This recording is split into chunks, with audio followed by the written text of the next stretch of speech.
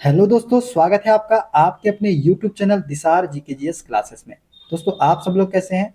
उम्मीद करते हैं आप सब लोग अच्छे होंगे, स्वस्थ होंगे, मस्त होंगे और अपनी तैयारी बेहतरीन तरीके से आप सभी कर रहे होंगे। दोस्तों, हम आपको यूथ साइंस बुक का सॉल्यूशन करवा रहे हैं, जिसमें दोस्तों आज हम आपको फिजिक्स का टॉपिक गोलीय दर्पण से परावर्तन के सारे क्वेश्चन करवाने वाले हैं। ये हमारी क्लास नंबर 1 होने वाली दोस्तों। इसमें हम आपको बेसिक कॉन्सेप्ट, परावर्तन के नियम सारे इस वीडियो में करवा रहे हैं।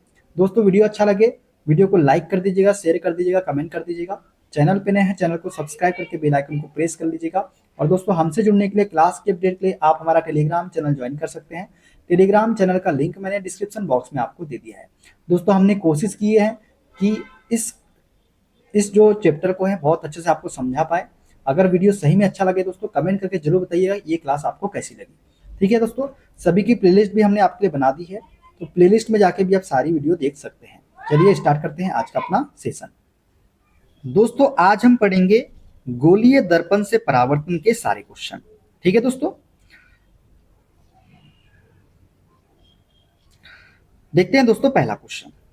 जब किसी वस्तु को अनंत पर रखा जाता है तो उत्तल दर्पण द्वारा किस प्रकार का प्रतिबिंब बनता है? दोस्तों, जब किसी वस्तु को अनंत पर रखा जाता है तो उत्तल दर्पण के द्वारा किस प्रकार का प्रतिबिंब बनता है, ये हमको बताना है। दोस्तों, क्या हम आपको परावर्तन के सारे नियम बता दें? क्या सारे नियम बता दे? दर्पण कैसे बनेगा, प्रतिबिंब कैसे बनेगा, सारे नियम हम एक वीडियो में आपको इस वीडियो में बता दें क्या, जिससे आप डायरेक्टली क्वेश्चन को सॉल्व कर पाए। इस क्वेश्चन को सॉल्व कराने के पहले इस क्वेश्चन का आंसर हम दोस्तों बाद में देखेंगे। सबसे पहले हम देख लेते हैं अवतल दर्पण से परावर्तन के नियम, उत्तल दर्पण से परावर्तन के नियम और अवतल दर्पण से प्रतिबिंब का निर्माण कैसे होता है और उत्तल दर्पण से प्रतिबिंब का निर्माण कैसा होता है। अगर ये चीज आपको बेसिक क्लियर हो जाएगा तो आप सारे क्वेश्चन को क्या करोगे, आसानी से सॉल्व कर लोगे। तो सबसे पहले हम क्या करें, सबसे पहले यही करें क्या कि आपको सबसे पहले हम अवतल दर्पण से परावर्तन के नियम और उत्तल दर्पण से परावर्तन के नियम का बेसिक कॉन्सेप्ट आपको समझा दें। तो चलिए सबसे पहले हम समझते हैं अवतल दर्पण से परावर्तन के नियम और उत्तल दर्पण से परावर्तन के नियम, और उसी प्रकार अवतल दर्पण से प्रतिबिंब का निर्माण कैसे होगा और उत्तल दर्पण से प्रतिबिंब का निर्माण कैसे होगा। चलिए सबसे पहले उसको समझते हैं। सबसे पहले हम पढ़ेंगे दोस्तों अवतल दर्पण से परावर्तन के नियम। पहला नियम क्या है दोस्तों? नियम पढ़ने से पहले हम दोस्तों अवतल दर्पण के बारे में जान लेते हैं कि अवतल दर्पण होता क्या है। दोस्तों, ये है हमारा क्या, ये है हमारा अवतल दर्पण, जिसमें ये जो बिंदु आपको नजर आ रहा है ये क्या है, हमारा पोल, जिसे हम हिंदी में बोलेंगे ध्रुव। ये है हमारा बीच का जो पोर्शन दिख रहा है आपको, ये है फोकस, और ये जो सी दिख रहा है आपको, ये क्या है, वक्रता केंद्र है। ये जो लाइन आपको दिख रही है दोस्तों, ये क्या है, मुख्य अक्ष है। क्या है, ये हमारा मुख्य अक्ष है। ठीक है, समझ गए। और ये क्या है, हमारा अवतल दर्पण है। क्लियर। अब अवतल दर्पण से संबंधित जो पहला नियम हमको याद रखना है दोस्तों, वो क्या है, अवतल दर्पण में यदि कोई किरण मुख्य अक्ष के समांतर आती है तो वह परावर्तन के बाद कहां से होकर जाती है, तो फोकस से होकर जाती है। ठीक है, कहां से होकर जाती है, फोकस से होकर जाती है। क्या बोल रहा है, अवतल दर्पण में यदि कोई किरण मुख्य अक्ष के समांतर आती है। यह एक किरण है दोस्तों, किसके आ रही है, मुख्य अक्ष के समांतर आई। ठीक है, तो परावर्तन के बाद कहां से होकर जाएगी, फोकस से होकर जाएगी। तो ये परावर्तन के बाद कहां से होकर जा रही है, फोकस से होकर जा रही है। ठीक है, उसी प्रकार से एक किरण ये आई दोस्तों मुख्य अक्ष के समांतर, तो परावर्तन के बाद कहां से होकर जाएगी, फोकस से होकर जाएगी। कहां से होकर जाएगी, फोकस से होकर जाएगी। ठीक है, ये था हमारा अवतल दर्पण का पहला नियम। याद रख लोगे, क्या है, यदि कोई किरण मुख्य अक्ष के समांतर आती है, ये हमारी किरण है दोस्तों, मुख्य अक्ष के समांतर आती है, तो परावर्तन के बाद कहां से होकर गुजरती है, फोकस से होकर गुजरती है। दूसरी किरण दोस्तों ले लेते हैं, ये किरण आई हमारी मुख्य अक्ष के समांतर आई, तो परावर्तन के बाद कहां से होकर जाएगी, फोकस से होकर जाएगी। कहां से होकर जाएगी, फोकस से होकर जाएगी।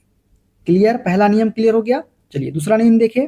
अच्छा, नियम आपको याद रखना है दोस्तों। अब बात करते हैं दूसरे नियम की दोस्तों। यदि अवतल दर्पण में यदि कोई किरण फोकस से होकर आती है तो वह परावर्तन के बाद मुख्य अक्ष के समांतर हो जाती है। क्या बोल रहा है, यदि कोई किरण फोकस से होकर आती है तो परावर्तन के बाद क्या होती है, मुख्य अक्ष के समांतर हो जाती है। ये किरण है दोस्तों, ये आ गई मुख्य फोकस से, तो परावर्तन के बाद क्या आ जाएगी, मुख्य अक्ष के समांतर। मुख्य अक्ष के क्या हो जाएगी, समांतर। तो ये हो गई मुख्य अक्ष के समांतर। दूसरी किरण आई दोस्तों यहां से फोकस से, तो परावर्तन के बाद क्या हो जाएगी, मुख्य अक्ष के समांतर हो जाएगी। क्या हो जाएगी, मुख्य अक्ष के समांतर हो जाएगी। तो ये दूसरा नियम था दोस्तों। यदि कोई किरण फोकस से होकर आती है, किससे होते आती है, फोकस से होकर आती है, परावर्तन के बाद क्या होगी, मुख्य अक्ष के समांतर हो जाएगी। क्या हो जाएगी, मुख्य अक्ष के समांतर हो जाएगी, मुख्य अक्ष के समांतर हो जाएगी। यदि कोई किरण फोकस से होकर आती है तो मुख्य अक्ष की क्या हो जाएगी, समांतर हो जाएगी परावर्तन के बाद में। दूसरा नियम याद रख लोगे, कोई दिक्कत समस्या नहीं ना। चलिए आगे बढ़े। अब बात करते हैं तीसरे नियम की। दोस्तों अवतल दर्पण से परावर्तन के तीसरे नियम में यदि कोई प्रकाश किरण वक्रता केंद्र से होकर आती है तो वह परावर्तन के बाद वापस उसी दिशा में लौट जाती है। क्या बोला मैंने, यदि कोई प्रकाश किरण वक्रता केंद्र से होकर आती है तो परावर्तन के बाद क्या होती है, परावर्तन के बाद वापस उसी दिशा में लौट जाती है। किस दिशा में, वापस उसी दिशा में लौट जाती है। क्लियर। तो वक्रता केंद्र से होकर आती है दोस्तों। ये हमारी एक प्रकाश किरण है दोस्तों, जो किससे होकर आ रही है, वक्रता केंद्र से होकर आ रही है। तो परावर्तन के बाद क्या होगा दोस्तों, तो परावर्तन के बाद जो है ये जो है उसी दिशा में वापस हो जाएगी, किसी उसी दिशा में क्या हो जाएगी, वापस लौट जाएगी। ये किरण आई दोस्तों हमारी वक्रता केंद्र से, तो परावर्तन के बाद क्या होगा, ये इसी दिशा में क्या हो जाएगी, वापस लौट जाएगी। ठीक है, तीसरा नियम क्लियर हो गया। यदि कोई प्रकाश किरण वक्रता केंद्र से होकर आती है तो परावर्तन के बाद वापस उसी दिशा में क्या हो जाती है, लौट जाती है। 3 नियम याद रख लोगे दोस्तों अवतल दर्पण के। ठीक है, क्लियर है। चले आगे बढ़े। अब दोस्तों उत्तल दर्पण से परावर्तन की नियम देख लेते हैं। ठीक है दोस्तों, उत्तल दर्पण में क्या होता है, उत्तल दर्पण में भी एक हमारा पोल होता है, एक हमारा फोकस होता है, और एक हमारा क्या होता है, एक हमारा वक्रता केंद्र होता है। ठीक है, ये क्या है हमारा, तो ये है हमारा दोस्तों उत्तल दर्पण। ठीक है, उत्तल दर्पण। अब बात करते हैं दोस्तों उत्तल दर्पण के पहले नियम की। यदि प्रकाश किरण मुख्य अक्ष के समांतर आती है तो वह परावर्तन के बाद फोकस से आती हुई प्रतीत होती है। क्या होती है, फोकस से आती हुई प्रतीत होती है। यदि कोई प्रकाश किरण मुख्य अक्ष के समांतर आती है, तो ये एक प्रकाश किरण है दोस्तों जो मुख्य अक्ष की क्या आती है, समांतर आती है, समांतर आती है। और ये समांतर आने के बाद क्या होगा, इससे चले जाएगी। कैसे चली जाएगी, ऐसी। लेकिन हमको प्रतीत कहाँ हो रही है, देखिए हमको प्रतीत हो रही है फोकस से होती आती हुई प्रतीत हो रही है। उसी प्रकार से एक किरण ये आई दोस्तों समांतर में, एक किरण ये आई समांतर में, तो ये कैसे चले जाएगी, ऐसे चले जाएगी। तो ये हमको कहां प्रतीत होगी, आती हुई, फोकस से आती हुई प्रतीत हो रही है। तो यदि प्रकाश किरण मुख्य अक्ष के समांतर आती है तो यह परावर्तन के बाद फोकस से आती हुई प्रतीत होती है। ठीक है, पहला नियम याद रख लोगे। चलिए अब बात करते हैं दूसरे नियम की। दोस्तों उत्तल दर्पण में यदि प्रकाश किरण फोकस बिंदु की ओर आती है तो परावर्तन के बाद मुख्य अक्ष के समांतर हो जाती है। यदि कोई प्रकाश किरण फोकस बिंदु की ओर आती है, ये प्रकाश किरण है दोस्तों कहाँ आ रही है, फोकस बिंदु की ओर। किसकी ओर आ रही है, फोकस बिंदु की ओर आ रही है। ये हमारी प्रकाश किरण है, फोकस बिंदु की ओर आ रही है। ठीक, तो जब फोकस की ओर आती है तो परावर्तन के बाद कहाँ जाती है, मुख्य अक्ष के समांतर, मतलब ये चलेगी ऐसी। एक दूसरी किरण आई दोस्तों, एक दूसरी किरण आई फोकस की तरफ, फोकस की ओर से आ रही है, तो ये क्या हो जाएगी, परावर्तन के बाद ऐसे चले जाएगी मुख्य अक्ष के समांतर। ठीक है, तो हमको आती हुई प्रतीत हो रही है दोस्तों किसके तरफ, फोकस बिंदु की ओर, और परावर्तन के बाद कहाँ चले जाएगी, ये मुख्य अक्ष के समांतर चले जाएगी। किसके, मुख्य अक्ष के समांतर चले जाएगी। क्लियर, ओके, समझ गए। आगे बढ़े, चलिए आगे बढ़ते हैं अगले इसके उसमें। दोस्तों उत्तल दर्पण में यदि प्रकाश किरण वक्रता केंद्र की ओर आती है तो परावर्तन के बाद वापस उसी दिशा में लौट जाती है। दोस्तों ये एक किरण आई वक्रता केंद्र की तरफ। ठीक है, ये एक किरण आई वक्रता केंद्र की तरफ, तो वक्रता केंद्र की तरफ आ रही है, ये वक्रता केंद्र की तरफ आई, ये वक्रता केंद्र की तरफ आई। तो जब परावर्तन होगा तो ये क्या होगी, उसी दिशा में वापस लौट जाएगी। क्या हो जाएगी, उसी दिशा में वापस लौट जाएगी। क्या होगा, उसी दिशा में क्या होगी, वापस लौट जाएगी, उसी दिशा में वापस लौट जाएगी, उसी दिशा में वापस लौट जाएगी। क्लियर? ये तीनों नियम याद रख लोगे उत्तल दर्पण के, अवतल दर्पण के तीनों नियम याद रख लोगे। ठीक है, अब देखना क्वेश्चन उड़ाएंगे दोस्तों इसको याद रखने के बाद। अब कुछ हम और देख ले दोस्तों, प्रतिबिंब का निर्माण देख ले क्या, ये भी क्लियर कर लेगा इसी वीडियो में। चलिए सबसे पहले देख लेते हैं दोस्तों अवतल दर्पण से प्रतिबिंब के निर्माण के बारे में। किसके बारे में? अवतल दर्पण से प्रतिबिंब का निर्माण कैसे होता है ये हम देख लेते हैं। पहला हमारा है दोस्तों, जब वस्तु अनंत पर रखी हो। ये है दोस्तों हमारी वस्तु, कहाँ रखी है? अनंत पे, मतलब बहुत दूर रखी, बहुत दूर अनंत पे रखी हुई है। तब प्रतिबिंब का निर्माण कैसे होगा, प्रतिबिंब कैसा होगा, ये जानने के लिए ये हो गया हमारा दोस्तों हमारा अवतल दर्पण। ठीक है, ये क्या है? हमारा अवतल दर्पण है। अब वस्तु बहुत दूर अनंत पर रखी है तो कोई भी दो प्रकाश किरण निकाल लो दोस्तों। एक किरण हमने निकाली ऐसे, एक किरण हमने निकाली ऐसे, तो परावर्तन के बाद कैसे जाएगी? जब कोई किरण मुख्य अक्ष के समांतर आती है तो कहां से होकर जाती है दोस्तों? फोकस से होकर जाती है। अब ये भी बताया ना आपको मैंने, कहां से होकर जाती है? फोकस से होकर जाती है। ठीक है,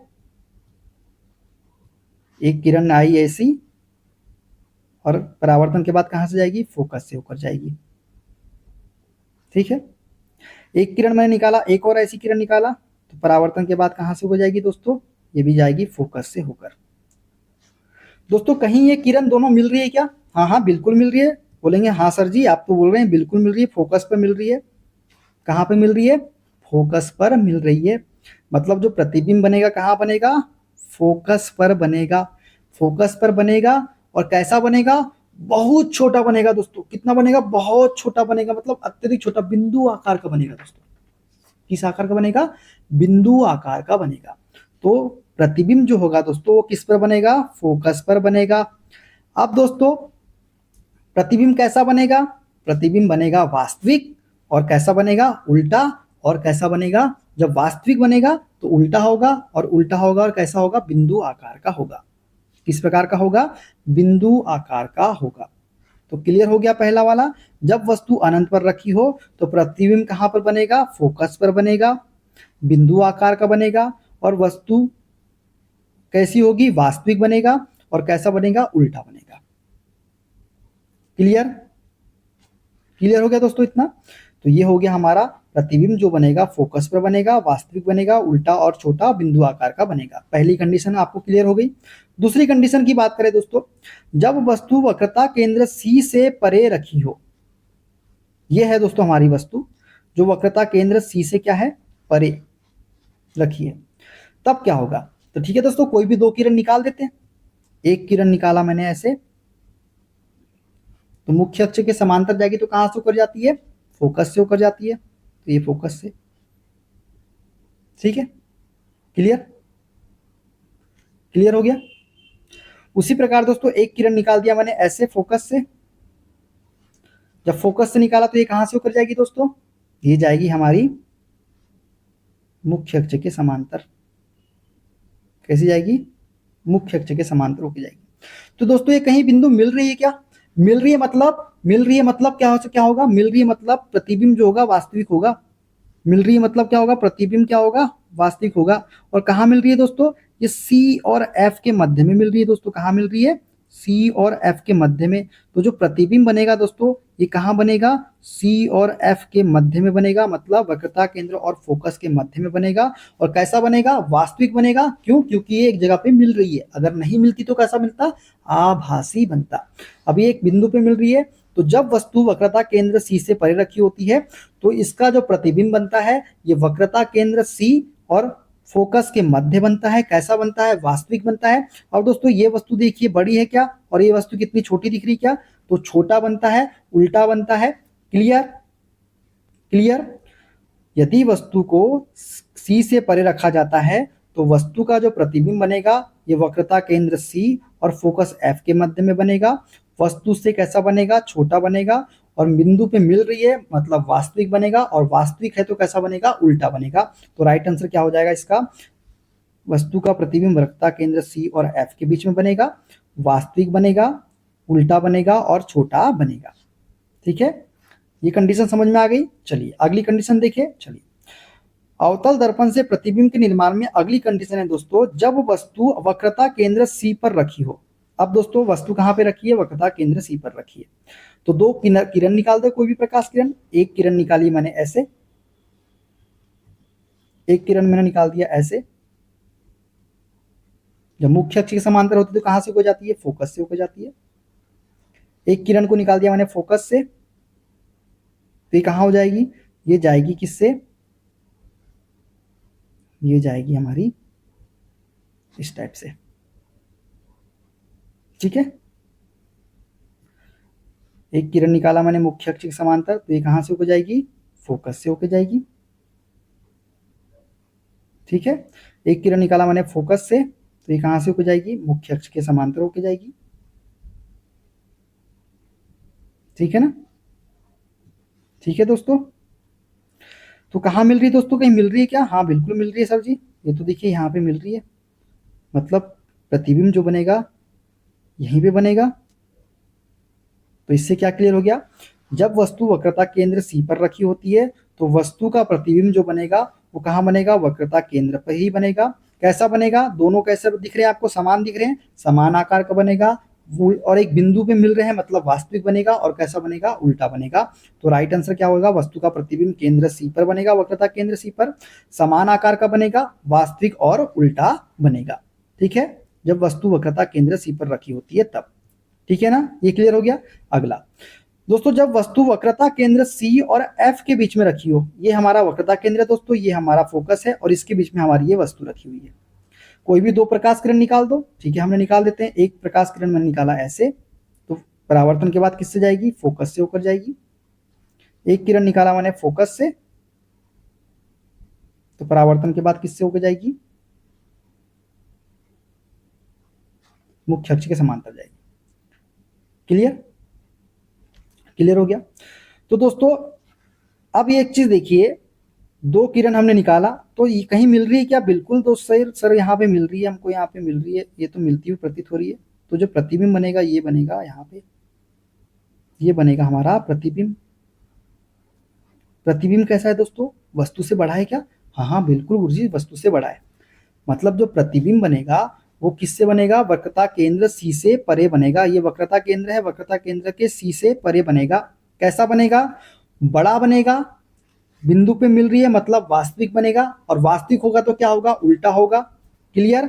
तो राइट आंसर क्या हो जाएगा इसका, ये हो जाएगा वस्तु का प्रतिबिंब वक्रता केंद्र सी से परे बनेगा, बड़ा बनेगा, वास्तविक और उल्टा बनेगा, जब वस्तु कहाँ रखी हो, वक्रता केंद्र सी और फोकस एफ के बीच में रखी हो तब, ठीक है। देखते हैं अगला, जब वस्तु वक्रता केंद्र सी और एफ के बीच में रखी हो, ठीक है, जब वस्तु वक्रता केंद्र सी और एफ के बीच में रखी हो, ठीक है, ये तो हो गया दोस्तों, ठीक है। अब दोस्तों जब वस्तु फोकस और ध्रुव पी पर स्थित हो, जब वस्तु कहां पे स्थित हो, फोकस और ध्रुव पी पर स्थित हो, तब क्या होगा बताइए, चलिए बताइए। जब वस्तु फोकस और ध्रुव पी पर स्थित हो तो क्या होगा,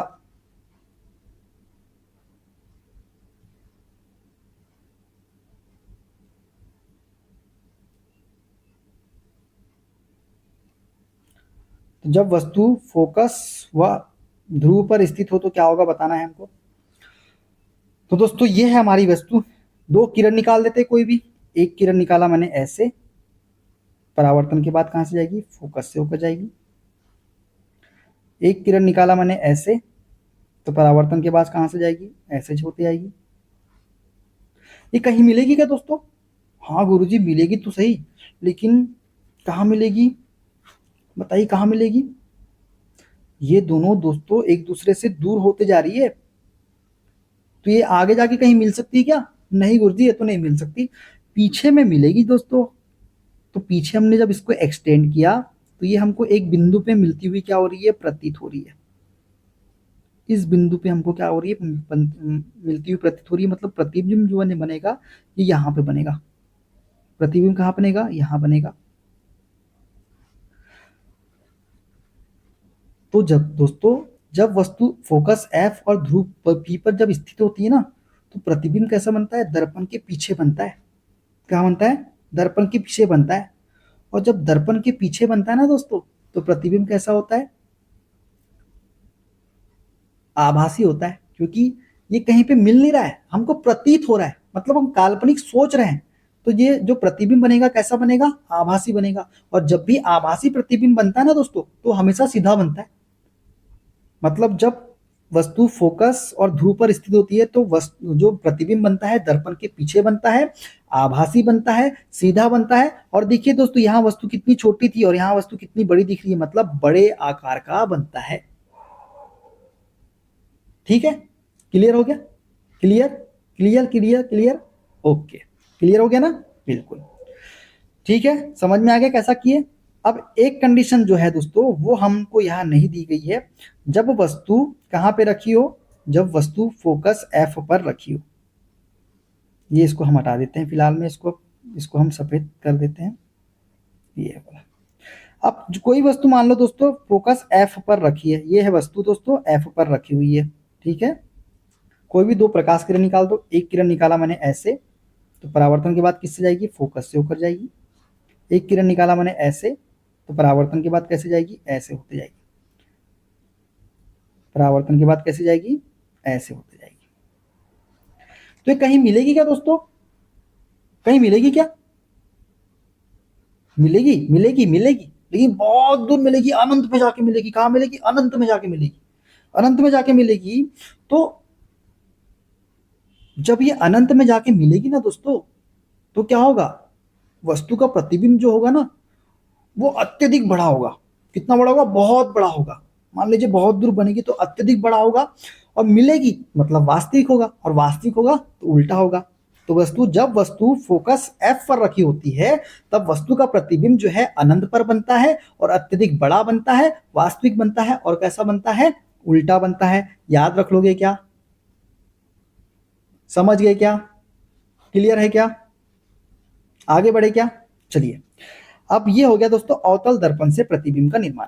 अब हम देखते हैं उत्तल दर्पण से। दो ही कंडीशन है दोस्तों जो हमको याद रखना है। दोस्तों जब वस्तु अनंत पर रखी होती है, उत्तल दर्पण में क्या होता है? जब वस्तु अनंत पर रखी हो, जब वस्तु अनंत पर हो, ये कोई वस्तु है दोस्तों अनंत पर रखी हुई, कोई भी दो प्रकाश किरण निकाल दो। मैंने निकाल दिया, एक प्रकाश किरण निकाल दिया मैंने ऐसे, एक प्रकाश किरण निकाल दिया मैंने ऐसे, तो परावर्तन के बाद क्या आ जाएगा? ये चले जाएगी ऐसे, फोकस से आती हुई प्रतीत होती है। पहला नियम याद है? जब कोई प्रकाश किरण मुख्य अक्ष के समांतर आती है, तो वह हमें फोकस से आती हुई प्रतीत होती है। यही था पहला नियम, याद करो। पहला नियम यही था। अरे हाँ बोलो। जब कोई प्रकाश किरण मुख्य अक्ष के समांतर आती है, तो यह परावर्तन के बाद फोकस से आती हुई प्रतीत होती है। तो प्रतीत हो रही है मतलब ये वाला पॉइंट यहाँ पे फोकस से प्रतीत हो रही है कि नहीं हो रही है? एक प्रकाश किरण और कोई निकाल दो दोस्तों, आपकी इच्छा, जहां से निकालना चाहो। मैंने निकाल दिया यहां से, तो ये परावर्तन के बाद कैसे चली जाएगी? ऐसे चले जाएगी। तो ये कहां पे प्रतीत हो रही है हमको? ये देखिए, ये फोकस से आती हुई प्रतीत हो रही है। तो जो वस्तु का प्रतिबिंब बनेगा दोस्तों कहां बनेगा? यहां बनेगा। बहुत छोटा बनेगा दोस्तों, अत्यधिक छोटा, मतलब बिंदु आकार का। और ये प्रतीत हो रहा है दोस्तों, वस्तु बनना जो हमको प्रतीत हो रहा है, किसी बिंदु पर मिलती हुई प्रतीत हो रही है। और जब भी प्रतीत होने का बात है मतलब आभासी बनेगा, और जब भी आभासी बनेगा ना तो सीधा बनेगा। जब भी आभासी बनेगा तो कैसा बनेगा? सीधा बनेगा दोस्तों। मतलब उत्तल दर्पण में यदि कोई वस्तु अनंत पर रखी हुई है, तो उसका प्रतिबिंब दर्पण के पीछे बनता है। कहां पर बनता है? फोकस पर बनता है। और कैसा बनता है? अत्यधिक छोटा बनता है, बिंदु आकार का बनता है, आभासी बनता है। अगर आभासी है तो क्या होगा? सीधा होगा। समझ गए क्या? क्लियर हो गया क्या? समझ गए? चलिए अगला वाला देख लेते हैं।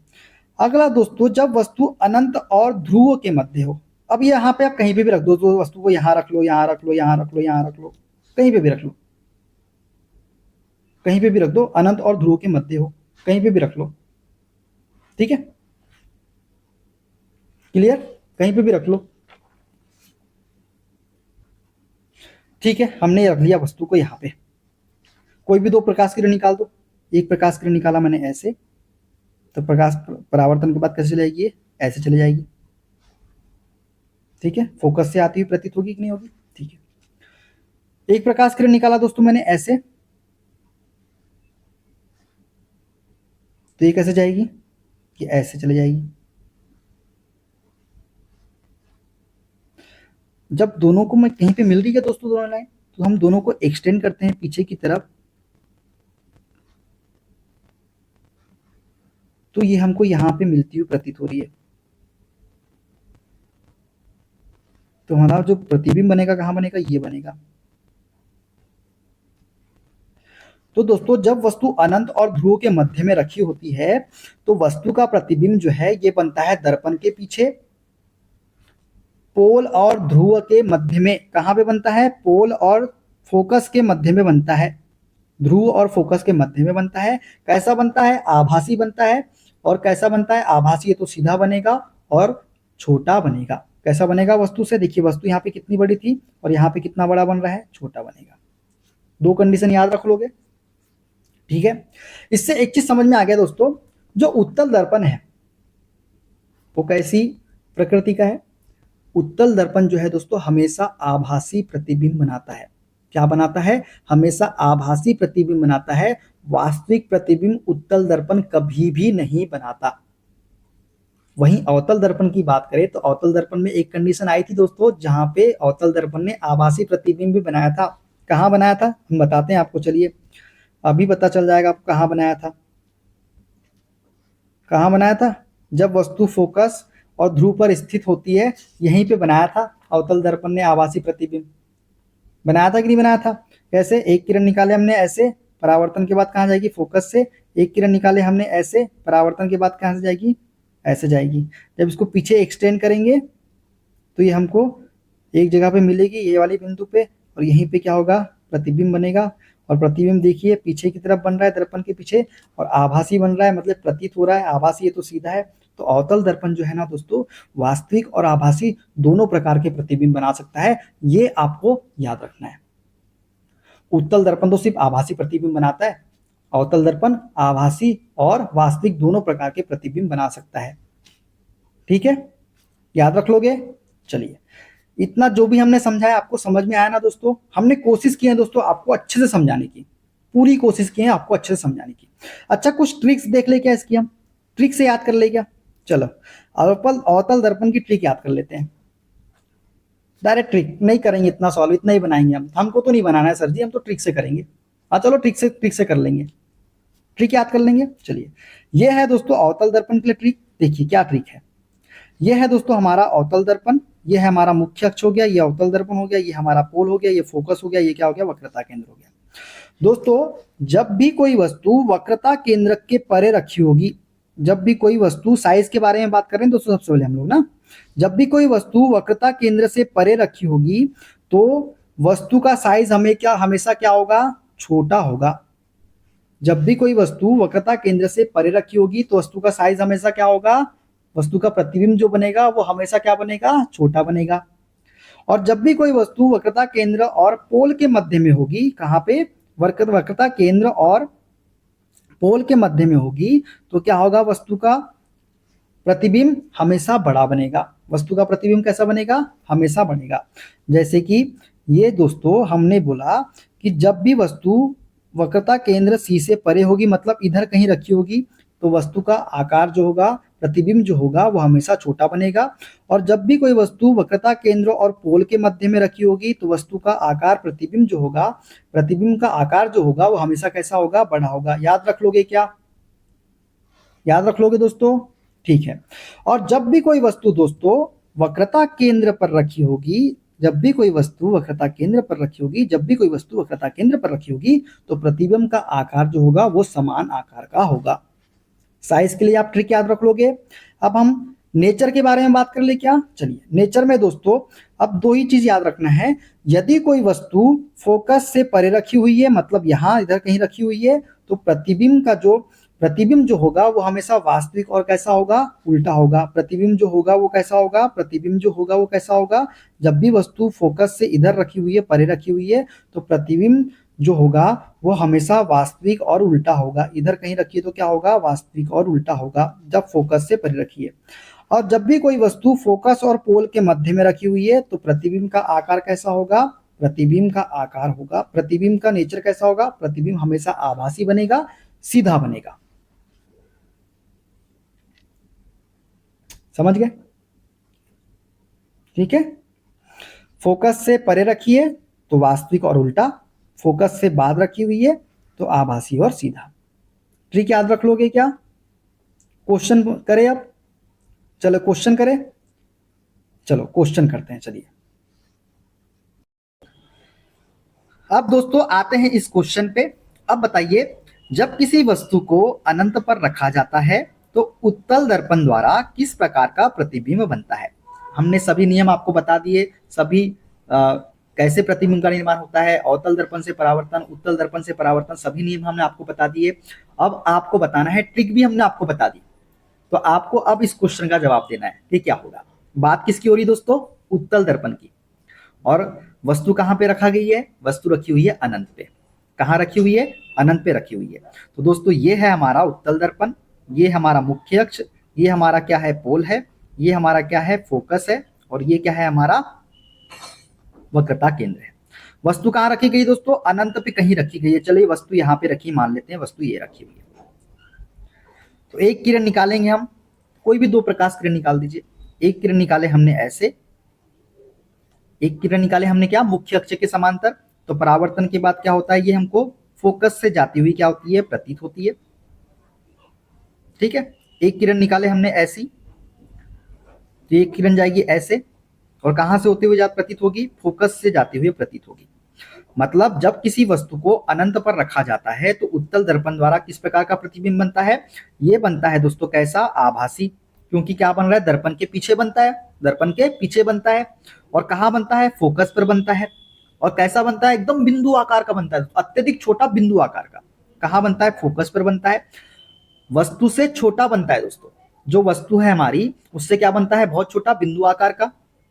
तो ये तो समझ में आ गया कि हमारा जो प्रतिबिंब बनेगा कैसा बनेगा? आभासी बनेगा। आभासी अगर बोलेगा तो सीधा बनेगा, वस्तु से बहुत छोटा बनेगा मतलब बिंदु आकार का बनेगा। ठीक है, तो इसका आंसर क्या हो जाएगा? इसका आंसर होगा दोस्तों, उत्तल दर्पण की बात किया है तो आभासी प्रतिबिंब बनेगा। तो ये बनेगा कैसा? बिंदु साइज का, आभासी, और सीधा बनेगा जब किसी वस्तु को अनंत पर रखा जाता है उत्तल दर्पण में। अब दोस्तों उत्तल दर्पण में हमने आपको बताया कि हमेशा कैसा प्रतिबिंब बनता है? आभासी प्रतिबिंब बनता है। अवतल दर्पण में आभासी और वास्तविक दोनों प्रकार के प्रतिबिंब बनते हैं। एक कंडीशन अवतल दर्पण में ऐसी है जिसमें प्रतिबिंब जो बनता है वो कैसा बनता है? आभासी बनता है। लेकिन उत्तल दर्पण में जो भी प्रतिबिंब बनेगा दोस्तों वो हमेशा आभासी बनेगा। अगर आभासी बनेगा तो सीधा बनेगा, और सीधा बनेगा तो कहां बनेगा? दर्पण के पीछे बनेगा।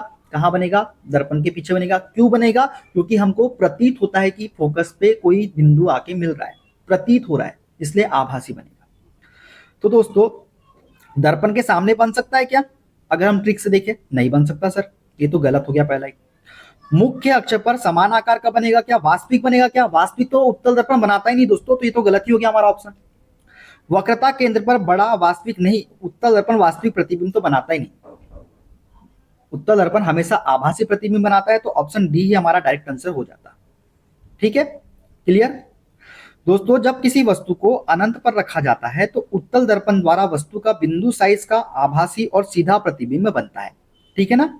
चलिए आगे बढ़ते हैं। एक अवतल दर्पण की फोकस दूरी 20 सेंटीमीटर है। एक वस्तु इसके सामने 30 सेंटीमीटर की दूरी पर रखी गई है। प्रतिबिंब की दूरी कितनी होगी? दोस्तों बात कर रहा है अवतल दर्पण की, तो सबसे ज्यादा कंफ्यूजन जो होता है दोस्तों वो होता है कि वस्तु की दूरी को धनात्मक लेना है या ऋणात्मक लेना है, प्रतिबिंब की दूरी को धनात्मक ले या ऋणात्मक ले, फोकल लंबाई को धनात्मक ले या फिर ऋणात्मक ले। तो दोस्तों ये चीज हम आपको यहाँ पे क्लियर कर देते हैं। जब भी दोस्तों अवतल दर्पण की बात करें, अवतल दर्पण की बात करें तो वस्तु की दूरी हमेशा क्या लेंगे? हम वस्तु की दूरी जो यू लेंगे हमेशा क्या लेंगे? ऋणात्मक लेंगे।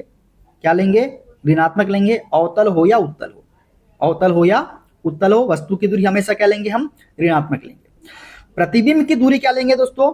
यदि प्रतिबिंब की दूरी v ये हम लेंगे दोस्तों, यदि अवतल है तो क्या लेंगे? ऋणात्मक लेंगे, और उत्तल है तो धनात्मक लेंगे। अवतल है तो क्या लेंगे? ऋणात्मक लेंगे, उत्तल है तो क्या लेंगे? धनात्मक लेंगे।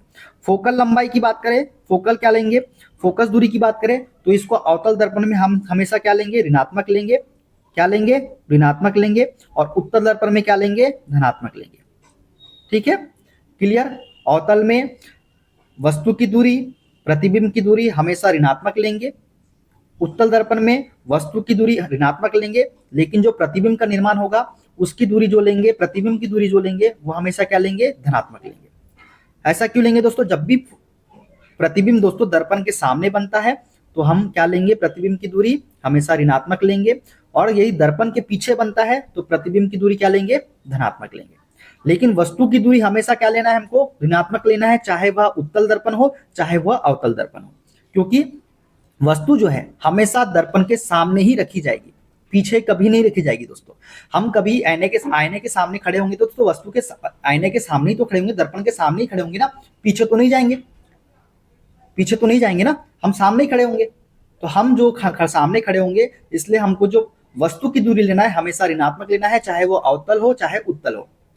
अब जो बात करें प्रतिबिंब की दूरी की, तो प्रतिबिंब की दूरी अवतल दर्पण में ऋणात्मक भी हो सकती है, धनात्मक भी हो सकती है। क्यों? क्योंकि अवतल दर्पण जो है वास्तविक और आभासी दोनों प्रकार के प्रतिबिंब बनाता है। एक कंडीशन में आभासी प्रतिबिंब बनाता है दोस्तों अवतल दर्पण, लेकिन उत्तल दर्पण के साथ ऐसा नहीं है। उत्तल दर्पण में हमको जो प्रतिबिंब की दूरी है वो हमेशा धनात्मक लेना है, क्योंकि उत्तल दर्पण हमेशा आभासी प्रतिबिंब बनाता है। फोकस दूरी अवतल दर्पण में ऋणात्मक होती है और उत्तल दर्पण में कैसी होती है, धनात्मक होती है। क्लियर हो गया? अब तो नहीं भूलोगे आप। चलिए अब क्वेश्चन बनाते हैं दोस्तों। ये वाला बात करते हैं।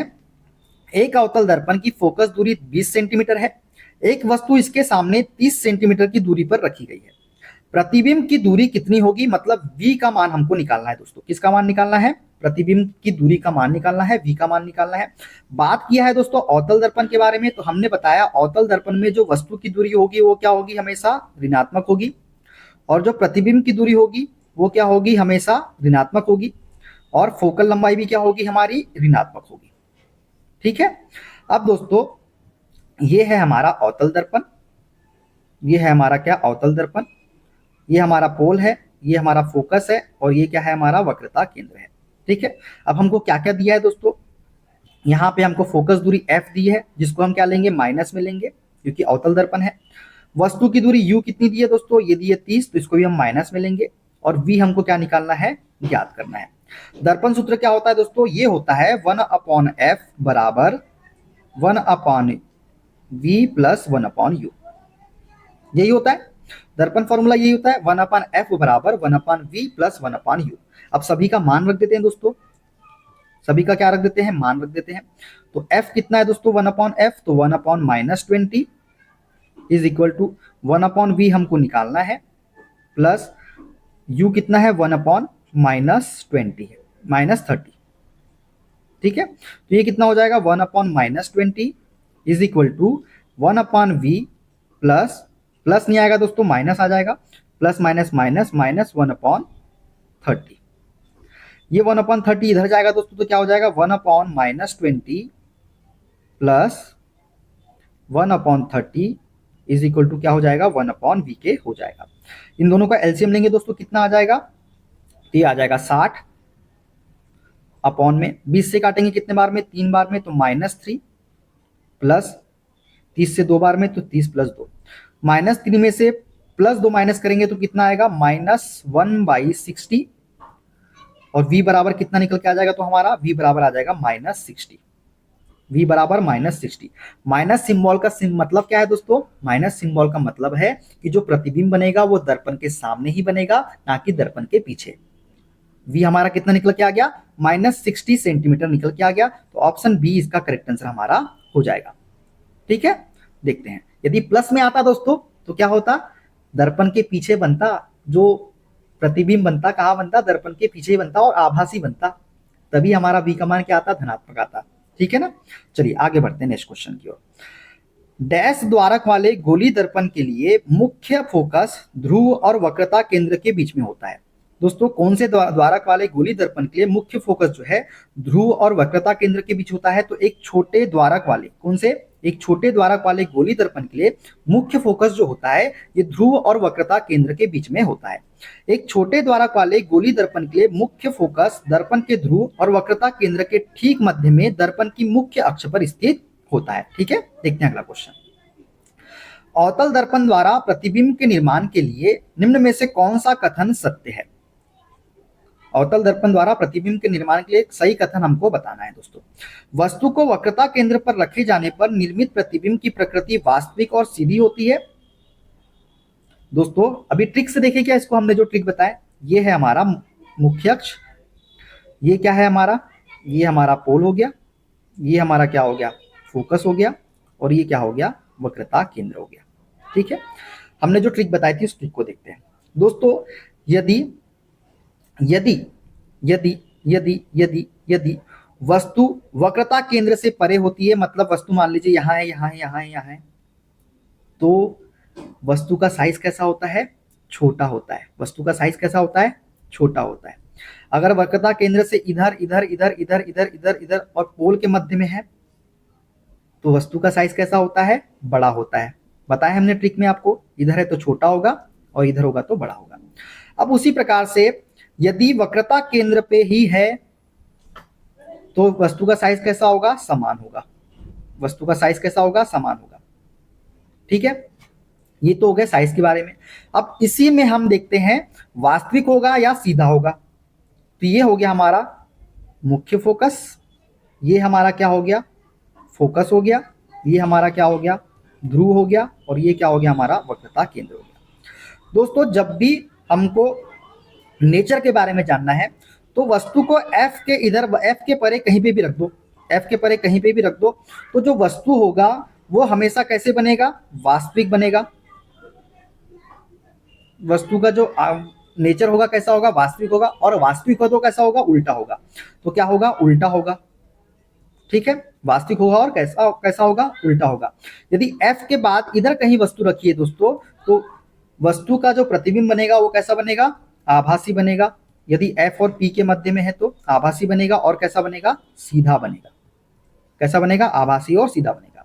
अब वस्तु को वक्रता केंद्र पर रखे जाने पर निर्मित प्रतिबिंब की प्रकृति कैसी होती है, वास्तविक और सीधी होती है क्या दोस्तों। जब वस्तु को वक्रता केंद्र पर रखा जाता है तो वस्तु की जो प्रकृति वास्तविक तो होगी, लेकिन कैसी होगी, उल्टी होगी, ना कि सीधी होगी। तो पहला वाला तो हमारा गलत हो गया। दूसरा है दोस्तों, वक्रता केंद्र पर प्रतिबिंब का आकार वस्तु के आकार के समान होता है। अभी हमने बताया बिल्कुल वक्रता केंद्र पर प्रतिबिंब का आकार जो होता है वस्तु के आकार के समान होता है, तो ऑप्शन बी ही हमारा सत्य हो जाएगा। ठीक है, फोकस पर रखी गई वस्तु एक अत्यधिक छोटा प्रतिबिंब बनाता है। दोस्तों फोकस और फोकस से इधर कहीं वस्तु रखते हैं तो क्या प्रतिबिंब एक अत्यधिक छोटा प्रतिबिंब बनता है क्या, छोटा प्रतिबिंब बढ़ता है क्या। फोकस पर रखी गई वस्तु का एक अत्यधिक छोटा प्रतिबिंब बनता है क्या, बताइए। नहीं, जब फोकस पर वस्तु रखी जाती है तो वस्तु का प्रतिबिंब जो बनता है वो छोटा नहीं बनता। वस्तु को अनंत पर रखे जाने पर निर्मित प्रतिबिंब का आकार वस्तु से बड़ा होता है क्या, नहीं दोस्तों। जब अनंत पे रखोगे तो वस्तु का आकार बड़ा नहीं होगा। अनंत पे रखोगे आप वस्तु तो आकार कैसा होगा, छोटा होगा, ना कि बड़ा। ठीक है, मतलब सी से परे हम रखेंगे तो वस्तु का आकार कैसा होगा, वस्तु का आकार छोटा होगा, ना कि बड़ा। ठीक है ना दोस्तों। जब किसी वस्तु को अवतल दर्पण के वक्रता केंद्र पर रखा जाता है तो प्रतिबिंब भी उसी बिंदु पर बनता है। यह प्रतिबिंब वास्तविक होता है, उल्टा होता है और वस्तु के बराबर आकार का होता है। यह दर्पण के प्रतिबिंब निर्माण के नियमों अनुसार सत्य होता है। ठीक है, देखते हैं अगला क्वेश्चन। एक गोलीय दर्पण का फोकस दर्पण के ध्रुव से 18 सेंटीमीटर की दूरी पर है। दर्पण के ध्रुव से वक्रता केंद्र की स्थिति सेंटीमीटर में कितनी होगी। दोस्तों ये हम मान लेते हैं एक गोलीय दर्पण है। ठीक है, ये इसका पोल है, ये इसका क्या है, फोकस है, और ये इसका क्या है, वक्रता केंद्र है। दर्पण के ध्रुव से 18 सेंटीमीटर की दूरी पर है। दर्पण का फोकस जो है, ये जो फोकस है, ये वाला फोकस जो दिख रहा है आपको, ये कितनी दूरी पे है, 18 सेंटीमीटर की दूरी पर है दर्पण के ध्रुव से। तो दर्पण के ध्रुव से वक्रता केंद्र की स्थिति सेंटीमीटर में कितनी होगी। दोस्तों जो वक्रता केंद्र होता है ये जस्ट उल्टा डबल होता है। कितना होता है, डबल होता है। फोकस का क्या होता है, अगर फोकस दूरी 18 सेंटीमीटर है तो फोकस का डबल, मतलब पोल से वक्रता केंद्र की जो दूरी होगी वो होगी 36 सेंटीमीटर। कैसी होगी, क्योंकि जो फोकस दूरी होती है, जो वक्रता त्रिज्या क्या फोकस दूरी की कितनी होती है, दोगुनी होती है, 2 गुनी होती है। तो वक्रता फोकस जो हमको दिया गया है वो कितना दिया गया है, 18 दिया गया है। तो जो फोकस दूरी होगी, जो वक्रता त्रिज्या होगी वो होगी फोकस दूरी की दुगनी। तो ये कितनी हो जाएगी 18, ये है तो 18 का दुगना 36 सेंटीमीटर। तो पोल से लेके जो वक्रता केंद्र की दूरी होगी वो कितनी होगी 36 सेंटीमीटर होगी। ठीक है दोस्तों, एक गोली दर्पण के लिए वक्रता त्रिज्या उसकी फोकस दूरी की कितनी होती है, 2 गुनी होती है। सूत्र याद रखना है R बराबर 2F के। तो फोकस दूरी कितनी है 18 सेंटीमीटर है, तो वक्रता केंद्र की स्थिति वक्रता त्रिज्या जो होगी 2 × 18 सेंटीमीटर 36 सेंटीमीटर इसका करेक्ट आंसर हो जाएगा। ठीक है, देखते हैं अगला क्वेश्चन। उत्तल दर्पण द्वारा बना प्रतिबिंब सदैव डैश होता है। दोस्तों हमने बताया उत्तल दर्पण हमेशा आभासी प्रतिबिंब बनाता है, तो और आभासी होता है तो सीधा होता है, तो उल्टा वाला तो ऑप्शन हो ही नहीं सकता, उल्टा वाला तो ऑप्शन हो ही नहीं सकता। हाँ, सीधा और वस्तु के समान आकार का नहीं दोस्तों, वस्तु उत्तल दर्पण द्वारा बना प्रतिबिंब सदैव कैसा होता है, सीधा होता है और छोटा होता है। कैसा होता है, सीधा होता है और छोटा होता है। वस्तु के समान आकार का बनता है क्या, नहीं। ठीक है, तो ऑप्शन डी हमारा करेक्ट आंसर हो जाएगा। आभासी सीधा और वस्तु से हमेशा कैसा होता है, छोटा होता है। ठीक है, देखते हैं अगला क्वेश्चन। जब आप चम्मच के सामने वाले भाग को देखते हैं तो चम्मच में आपका एक उल्टा प्रतिबिंब बनता है। चम्मच का सामने वाला भाग डैश की तरह कार्य करता है। तो दोस्तों ये कार्य करता है अवतल दर्पण की तरह, क्योंकि जो चम्मच होता है ऐसे होता है दोस्तों, देखिए ऐसे ऐसे होता है चम्मच, और ये जो है यहीं पे आप चेहरा देखोगे, यहीं पे सामने में इसके, तो ये क्या है, अवतल दर्पण ही तो है। ठीक है दोस्तों, अवतल दर्पण गोली दर्पण का एक प्रकार है जिसका परावर्तक तल अंदर की तरफ दबा हुआ होता है। किसी चम्मच के सामने वाले भाग में देखने पर उल्टा प्रतिबिंब बनता है, क्योंकि चम्मच का सामने वाला भाग अवतल दर्पण की तरह कार्य करता है। अवतल दर्पण में वास्तविक तथा आभासी दोनों तरह के प्रतिबिंब बनते हैं दोस्तों, हमने आपको पहले ही बता दिया है। ठीक है, यदि एक उत्तल दर्पण एक अत्यधिक छोटा बिंदु के साइज का आभासी प्रतिबिंब बनाता है तो प्रतिबिंब की स्थिति क्या होगी। दोस्तों ये हमने आपको बताया कि नहीं बताया, बताइए। यदि एक उत्तल दर्पण एक अत्यधिक छोटा बिंदु के साइज का आभासी प्रतिबिंब बनाता है तो प्रतिबिंब की स्थिति क्या होगी। जो प्रतिबिंब जो होगा वो कहाँ होगा, दर्पण के पीछे होगा क्या, हाँ दर्पण के पीछे होगा क्या, हाँ। प्रतिबिंब की स्थिति क्या होगी, प्रतिबिंब की स्थिति पूछा है दोस्तों, ना कोई वस्तु की स्थिति। प्रतिबिंब कहाँ बनेगा, दर्पण के पीछे बनेगा। आप उत्तल दर्पण में प्रतिबिंब दर्पण के पीछे बनता है, आभासी बनता है, सीधा बनता है। तो जो प्रतिबिंब होगा वो दर्पण के पीछे बनेगा और कहाँ बनेगा, फोकस पर बनेगा। कहाँ पर बनेगा, फोकस पर। अरे भूल गए क्या, देखिए ये ऐसा वाला था, ये था हमारा उत्तल दर्पण, ये हमारा पोल, ये हमारा फोकस, ये हमारा वक्रता केंद्र। वस्तु कहीं अनंत पे रखी हुई है, एक किरण निकाले हमने ऐसे, ये चलेगी ऐसे, ये कहाँ पे आती हुई मिलती हुई प्रतीत होगी, फोकस पे। एक किरण निकाले हमने ऐसे, ये चलेगी ऐसे, ये भी कहाँ पे आके मिलती हुई प्रतीत होगी, फोकस पे। और कैसी होगी, बिंदु एकदम अत्यधिक छोटी बिंदु साइज की, कहाँ पे बनेगा प्रतिबिंब, फोकस पर। ठीक है, कहाँ पे मिल रही है बिंदु, मिलती हुई प्रतीत हो रही है, फोकस पर।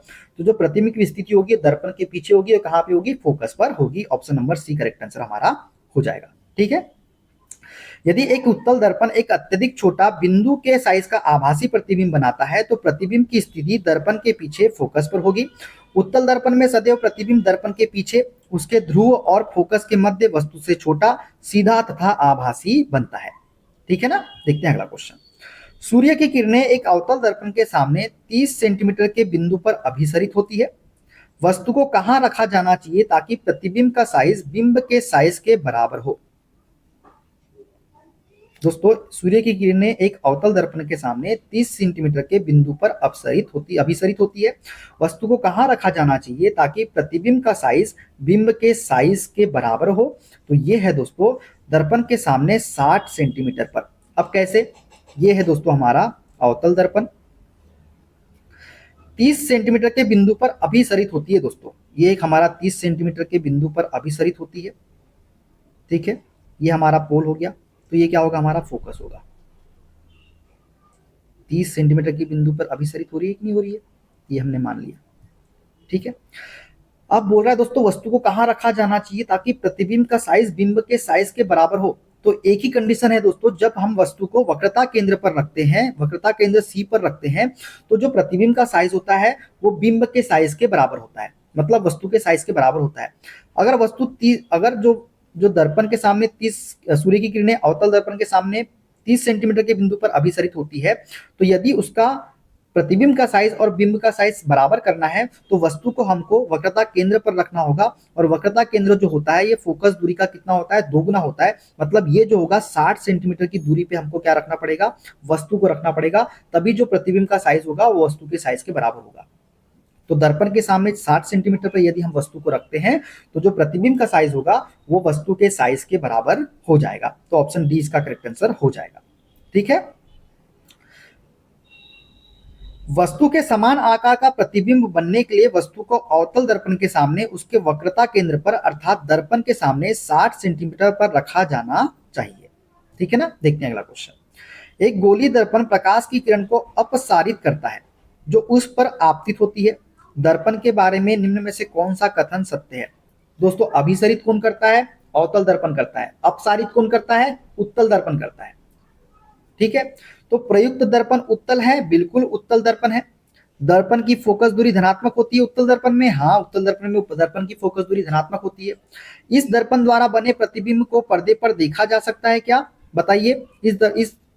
इस दर्पण पर बने प्रतिबिंब को पर्दे पर देखा जा सकता है क्या, नहीं दोस्तों। तो तीसरा गलत हो जाएगा, पहला और दूसरा क्या हो जाएगा हमारा, सत्य हो जाएगा। पहला और दूसरा दोनों क्या है, सही हो जाएगा। ठीक है दोस्तों, जिन परावर्तक दर्पणों की सतह गोलाकार होती है उन्हें गोलीय दर्पण कहते हैं। ये दो प्रकार के होते हैं दोस्तों, उत्तल दर्पण एवं अवतल दर्पण। उत्तल दर्पण के लिए प्रतिबिंब की दूरी हमेशा सकारात्मक होगी क्योंकि प्रतिबिंब हमेशा दाईं ओर बनता है, मतलब दर्पण के पीछे बनता है। उत्तल दर्पण से बनने वाला प्रतिबिंब हमेशा आभासी, सीधा और छोटा होता है। उत्तल दर्पण आपतित प्रकाश की किरणों को अपसारित करता है तथा उत्तल दर्पण की फोकस दूरी हमेशा धनात्मक होती है। अतः केवल कथन और पहला और दूसरा क्या हो जाएगा हमारा, सत्य कथन हो जाएगा। ठीक है। अवतल दर्पण द्वारा बनने वाले प्रतिबिंब वास्तविक उल्टे और बिंब के साइज के समान होता है। वस्तु को किस स्थिति पर रखा जाता है, तो दोस्तों अवतल दर्पण द्वारा बना प्रतिबिंब वास्तविक उल्टा और बिंब के साइज के समान होता है जब वस्तु को रखा जाता है वक्रता केंद्र पर। कहां पर, वक्रता केंद्र पर। बताना तो नहीं पड़ेगा, हमने आपको पूरा अच्छे से समझा दिया है। दोस्तों अवतल दर्पण द्वारा बनने वाला प्रतिबिंब वास्तविक उल्टा और वस्तु के आकार के समान होता है जब वस्तु को अवतल दर्पण के वक्रता केंद्र पर रखा जाता है। इस स्थिति में प्रतिबिंब भी वक्रता केंद्र पर ही बनता है क्योंकि वस्तु से दर्पण की दूरी प्रतिबिंब से दर्पण की दूरी के बराबर होती है। ठीक है। देखते हैं अगला क्वेश्चन।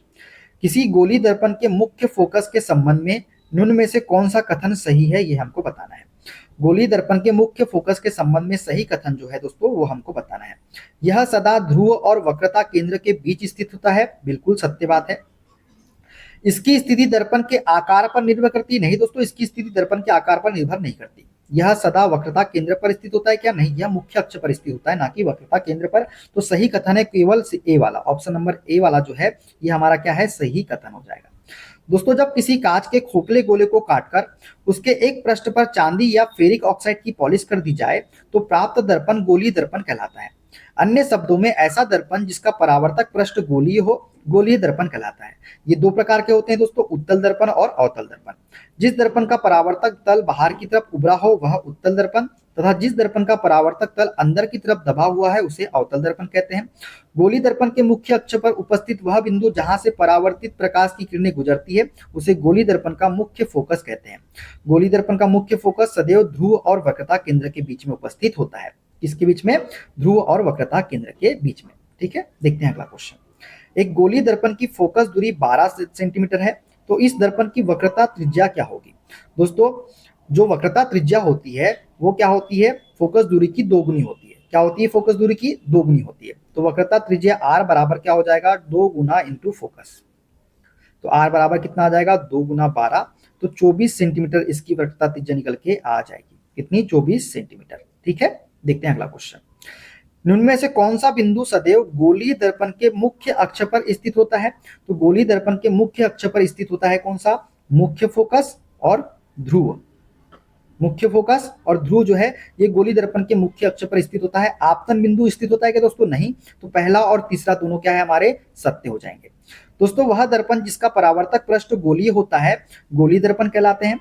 जब किसी कांच के खोखले गोले को काटकर उसके एक पृष्ठ पर फेरिक ऑक्साइड की पॉलिश कर दी जाती है तो प्राप्त दर्पण गोलीय दर्पण कहलाता है। किसी गोलीय दर्पण के मुख्य फोकस बिंदु और ध्रुव बिंदु सदैव गोलीय दर्पण के मुख्य फोकस पर या मुख्य अक्ष पर स्थित होते हैं। ठीक है। देखते हैं अगला क्वेश्चन। यदि वस्तु को दर्पण के वक्रता केंद्र से परे रखा जाए तो अवतल दर्पण द्वारा निर्मित छवि की स्थिति क्या होगी? ट्रिक याद है क्या? ट्रिक याद है क्या? हाँ दोस्तों, जब सी से परे रखा जाए, मतलब वस्तु कहीं पे यहाँ पे कहीं पे भी रखा जाए, तो जो वस्तु की के द्वारा निर्मित छवि की स्थिति क्या होगी बताइए? वस्तु के द्वारा निर्मित छवि की स्थिति क्या होगी बताइए? चलो ट्रिक के द्वारा बताइए, बताइए कहाँ होगी, बताइए कहाँ होगी, बताइए कहाँ होगी, कहाँ होगी, कहाँ होगी? तो दोस्तों, यदि वस्तु को दर्पण के वक्रता केंद्र से परे रखा जाता है, कहाँ रखा जाता है? वक्रता केंद्र से परे रखा जाता है, तो क्या होता है? तो वस्तु कहाँ बनती है? वक्रता केंद्र और फोकस के बीच में बनती है। कहाँ बनती है? वक्रता केंद्र और फोकस बिंदु के बीच में। ठीक है, कैसे दोस्तों? ये है दोस्तों हमारा अवतल दर्पण, ये हमारा पोल हो गया, ये हमारा फोकस हो गया, और ये क्या है? हमारा वक्रता केंद्र हो गया। वस्तु को क्या बोला है? सी के परे, मतलब वक्रता केंद्र के परे यहाँ पे कहीं रखा गया है। ठीक है, कोई भी दो किरण निकाल दो दोस्तों। एक किरण निकाली मैंने ऐसे, तो कहाँ से होकर जाएगी? मुख्य अक्ष के क्या हो जाएगी? फोकस से होकर जाएगी। जब कोई किरण मुख्य अक्ष के समांतर आती है अवतल दर्पण में, तो कहाँ से होकर जाती है? फोकस से होकर जाती है। एक किरण मैंने निकाल दिया फोकस से, तो ये कहाँ जाएगी? मुख्य अक्ष के समांतर हो जाएगी। तो वस्तु का प्रतिबिंब जो बनेगा, ये कहाँ बनेगा? यहाँ पे बनेगा। ये कहीं पे मिल रही है क्या? हाँ, यहाँ मिल रही है, तो यहीं पे क्या होगा? वस्तु का प्रतिबिंब बनेगा। जब वस्तु को वक्रता केंद्र से परे रखा जाता है, तो वस्तु का निर्मित छवि की स्थिति जो होगी वो वक्रता केंद्र और फोकस के मध्य में होगी। ठीक है, कैसी होगी? वास्तविक होगी, क्योंकि हमको मिल रही है ना बिंदु यहाँ पे। वास्तविक होगी तो कैसी होगी? उल्टी होगी। और कैसी होगी? छोटी बनेगी दोस्तों। कैसी बनेगी? छोटा बनेगा, ना कि बड़ा। ठीक है, तो ऑप्शन नंबर डी इसका करेक्ट आंसर हमारा हो जाएगा। दोस्तों, अवतल दर्पण, जिसे अभिसारी दर्पण भी कहते हैं, प्रकाश की किरणों को एक ही बिंदु पर केंद्रित करता है। जब किसी वस्तु को अवतल दर्पण के वक्रता केंद्र से परे रखा जाता है, तो दर्पण द्वारा निर्मित छवि वक्रता केंद्र और फोकस बिंदु के बीच बनती है, तथा प्रतिबिंब की प्रकृति कैसी होती है? वास्तविक होती है। और कैसी होती है? उल्टी होती है। ठीक है, देखते हैं अगला क्वेश्चन। यदि किसी बिंब की स्थिति अवतल दर्पण के मुख्य फोकस और ध्रुव के बीच में है, तो बनने वाला प्रतिबिंब कैसा होगा? दोस्तों, यदि किसी बिंब की स्थिति अवतल दर्पण के मुख्य फोकस और ध्रुव के बीच में है, तो बनने वाला प्रतिबिंब कैसा होगा? ट्रिक से बता दे क्या इसको? ट्रिक से बता दे क्या? अवतल दर्पण की ट्रिक से बता दे क्या? दोस्तों, ये है हमारी मुख्य अक्ष, ये हमारा क्या है? पोल है, ये हमारा क्या है? फोकस है, और ये क्या है? हमारा वक्रता केंद्र है। अब क्या बोला है दोस्तों? हमने आपको बताया था, जब भी कोई वस्तु फोकस और पोल के मध्य में रखी जाती है, फोकस और पोल के मध्य में कहीं पे भी रखी जाए, कहीं पे भी रखी जाए, कहीं पे भी रखी जाए, तो प्रकृति के हिसाब से, नेचर की अगर बात करें, तो नेचर कैसा होगा वस्तु का? नेचर कैसा होगा? ये कैसा होगा? आभासी होगा। जब भी वस्तु को फोकस और पोल के मध्य में रखा जाए तो आभासी होगा। तो आभासी होगा, तो देखिए आभासी कहाँ दिख रहा है? वास्तविक होगा क्या? नहीं। वास्तविक होगा क्या? नहीं, आभासी होगा। और जब आभासी होगा दोस्तों, तो आभासी होगा तो सीधा होगा। आभासी होगा तो क्या होगा? सीधा होगा। आभासी होगा तो क्या होगा? सीधा होगा। अब बड़ा होगा या छोटा होगा दोस्तों? बड़ा हो गया या छोटा होगा? तो दोस्तों, एक हमने ट्रिक बताया था, जब हम वस्तु को फोकस और पोल के मध्य में कहीं पे भी रखते हैं, तो जो वस्तु प्रतिबिंब होता है वो कैसा बनता है? बड़ा बनता है। कैसा बनता है? बड़ा बनता है। ट्रिक याद है कि नहीं याद है? ट्रिक में हमने बताया था, जब फोकस और पोल के मध्य में वस्तु को रखा जाता है, तो वस्तु कैसी बनती है? बड़ा बनता है। साइज कैसा बनता है? बड़ा बनता है। आभासी बनता है, और कैसा बनता है? सीधा बनता है। तो ऑप्शन बी डायरेक्ट आंसर हो जाएगा क्या हमारा? क्लियर? चलिए दोस्तों, यदि किसी प्रतिबिंब की स्थिति अवतल दर्पण के मुख्य फोकस और ध्रुव के बीच में है, तो बनने वाला प्रतिबिंब आभासी बनता है, सीधा बनता है, और वस्तु से बड़ा बनता है। यह प्रतिबिंब वस्तु के पीछे बनता है दोस्तों। कहाँ बनेगा? दर्पण के पीछे बनेगा। ठीक है, एक अवतल दर्पण की वक्रता त्रिज्या 4 मीटर है। यदि कोई वस्तु इस दर्पण से 2 मीटर की दूरी पर स्थित है, तो छवि की स्थिति ज्ञात कीजिए। दोस्तों, छवि की स्थिति हमको बताना है कि कहाँ पे होगी। अवतल दर्पण की वक्रता त्रिज्या कितनी दोस्तों? 4 मीटर है, और कोई वस्तु इस दर्पण से 2 मीटर की दूरी पर स्थित है। तो दोस्तों, ये है हमारा क्या? अवतल दर्पण। ये हमारा पोल है, ये क्या है? हमारा फोकस है, और ये क्या है? हमारा वक्रता केंद्र है। पोल से जो वक्रता केंद्र की दूरी है दोस्तों, ये कितनी है? 4 मीटर है। तो इसकी आधी क्या दूरी होगी हमारी दोस्तों?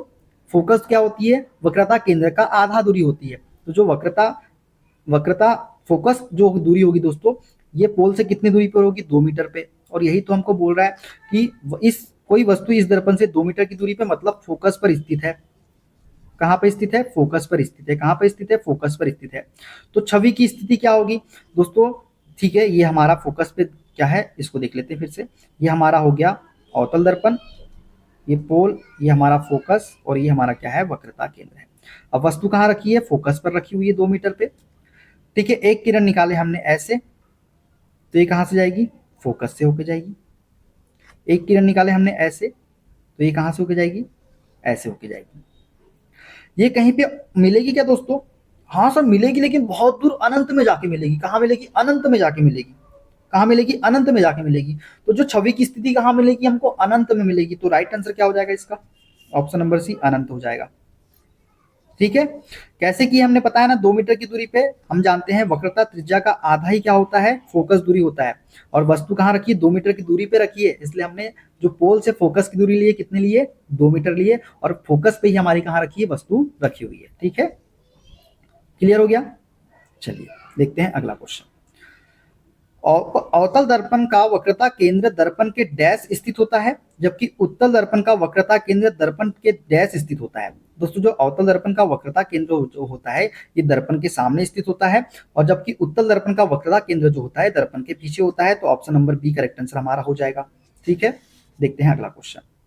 एक गोलाकार दर्पण का द्वारक क्या होता है दोस्तों? एक गोलाकार दर्पण का द्वारक जो होता है ये क्या होता है? दर्पण की परावर्तक सतह का व्यास होता है। क्या होता है? दर्पण की परावर्तक सतह का व्यास होता है एक गोलाकार दर्पण का द्वारक। दोस्तों एक गोलाकार दर्पण का द्वारक जो है दर्पण के परावर्तक सतह का व्यास होता है। दूसरे शब्दों में दर्पण का वह हिस्सा जिससे प्रकाश परावर्तित होता है। ठीक है, वक्रता केंद्र का अभिप्राय उस बिंदु से है जहां से दर्पण की गोलाकार सतह बनी होती है। ठीक है, वक्रता त्रिज्या का आशय वक्रता केंद्र से दर्पण की सतह तक की दूरी जो होती है यही वक्रता त्रिज्या कहलाती है, और ध्रुव जो होता है दर्पण की सतह का मध्य बिंदु होता है। ठीक है, देखते हैं अगला क्वेश्चन।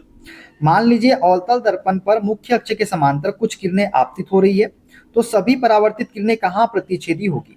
दोस्तों अवतल दर्पण में हमने आपको बताया था ना, अवतल दर्पण में हमने आपको बताया था ना कि जब भी कोई किरण मुख्य अक्ष के समांतर आपतित होती है, तो ये मुख्य अक्ष के समांतर आपतित होती है, तो ये कहाँ से होकर जाती है? ये हमारा फोकस है, ये हमारा पोल है, और ये क्या है? वक्रता केंद्र है। जब भी कोई किरण मुख्य अक्ष के समांतर आती है अवतल दर्पण में, तो कहाँ से होकर जाती है? फोकस से होकर जाती है। कहाँ से होकर जाती है? फोकस से होकर जाती है। कहाँ से होकर जाती है? फोकस से होकर जाती है। तो जब भी अवतल दर्पण पर मुख्य अक्ष के समांतर कुछ किरणें आपतित होती है, तो सभी परावर्तित किरणें कहाँ से प्रतिच्छेदी होगी? तो फोकस से, मुख्य फोकस से प्रतिच्छेदी होगी। Option number A correct answer हो जाएगा। ठीक है, देखते हैं अगला क्वेश्चन। गोली दर्पण के मुख्य अक्ष के संदर्भ में निम्न में से कौन सा विकल्प सही है? गोली दर्पण के मुख्य अक्ष के संदर्भ में जो सही कथन है दोस्तों, तो ये हो जाएगा हमारा, यह दर्पण पर उसके ध्रुव पर अभिलंब होता है। यह दर्पण पर उसके ध्रुव पर कैसा होता है? अभिलंब होता है। यही हमारा क्या है? सत्य कथन हो जाएगा। ठीक है, जब किसी कांच के खोखले गोले को काटकर उसके एक पृष्ठ पर चांदी या फेरिक ऑक्साइड की पॉलिश या कलई कर दी जाए तो प्राप्त दर्पण गोली दर्पण कहलाता है। गोली दर्पण दो प्रकार के होते हैं, अवतल गोली दर्पण और उत्तल गोली दर्पण। गोली दर्पण के परावर्तक पृष्ठ के मध्य बिंदु को दर्पण का ध्रुव कहते हैं। इसे पी से प्रदर्शित किया जाता है। दर्पण के ध्रुव और वक्रता केंद्र से होकर आने वाली रेखा को दर्पण का मुख्य अक्ष कहते हैं। गोली दर्पण का मुख्य अक्ष उसके ध्रुव पर अभिलंब होता है। क्या होता है? उसके ध्रुव पर अभिलंब होता है। ठीक है, देखते हैं अगला क्वेश्चन। यदि किसी वस्तु को अवतल दर्पण के सामने 20 सेंटीमीटर की दूरी पर रखा जाता है और प्रतिबिंब वस्तु की दिशा में दर्पण से 40 सेंटीमीटर की दूरी पर बनता है, तो दर्पण का आवर्धन कितना होगा? दोस्तों दर्पण के आवर्धन का फॉर्मूला जो होता है वो होता है m बराबर माइनस वी अपॉन में यू।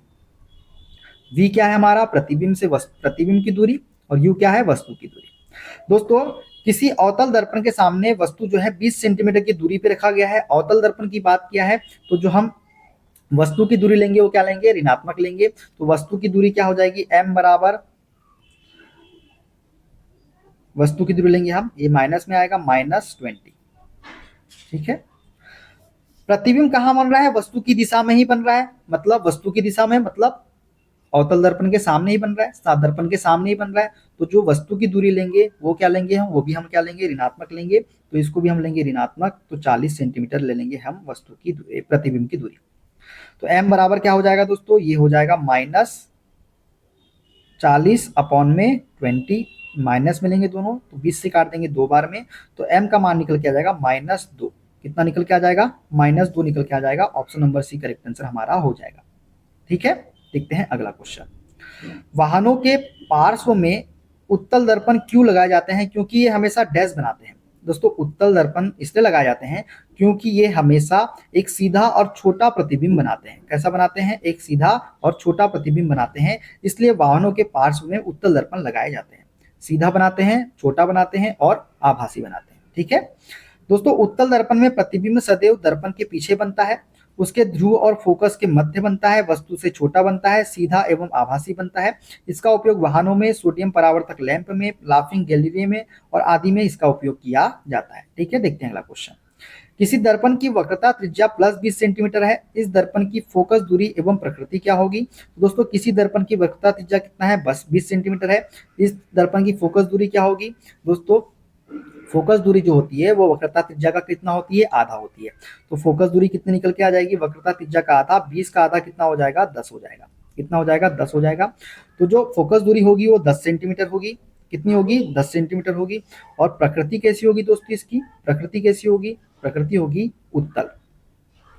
उत्तल होगी क्यों? क्योंकि जो फोकस दूरी हमारी निकल के आई है वो कितनी, कैसे निकल के आई है? प्लस निकल के आई है, प्लस निकल के आई है। वक्रता त्रिज्या प्लस में है तो उत्तल दर्पण में ही वक्रता त्रिज्या कैसी होती है? धनात्मक होती है।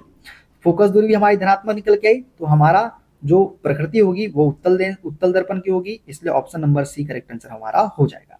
ठीक है,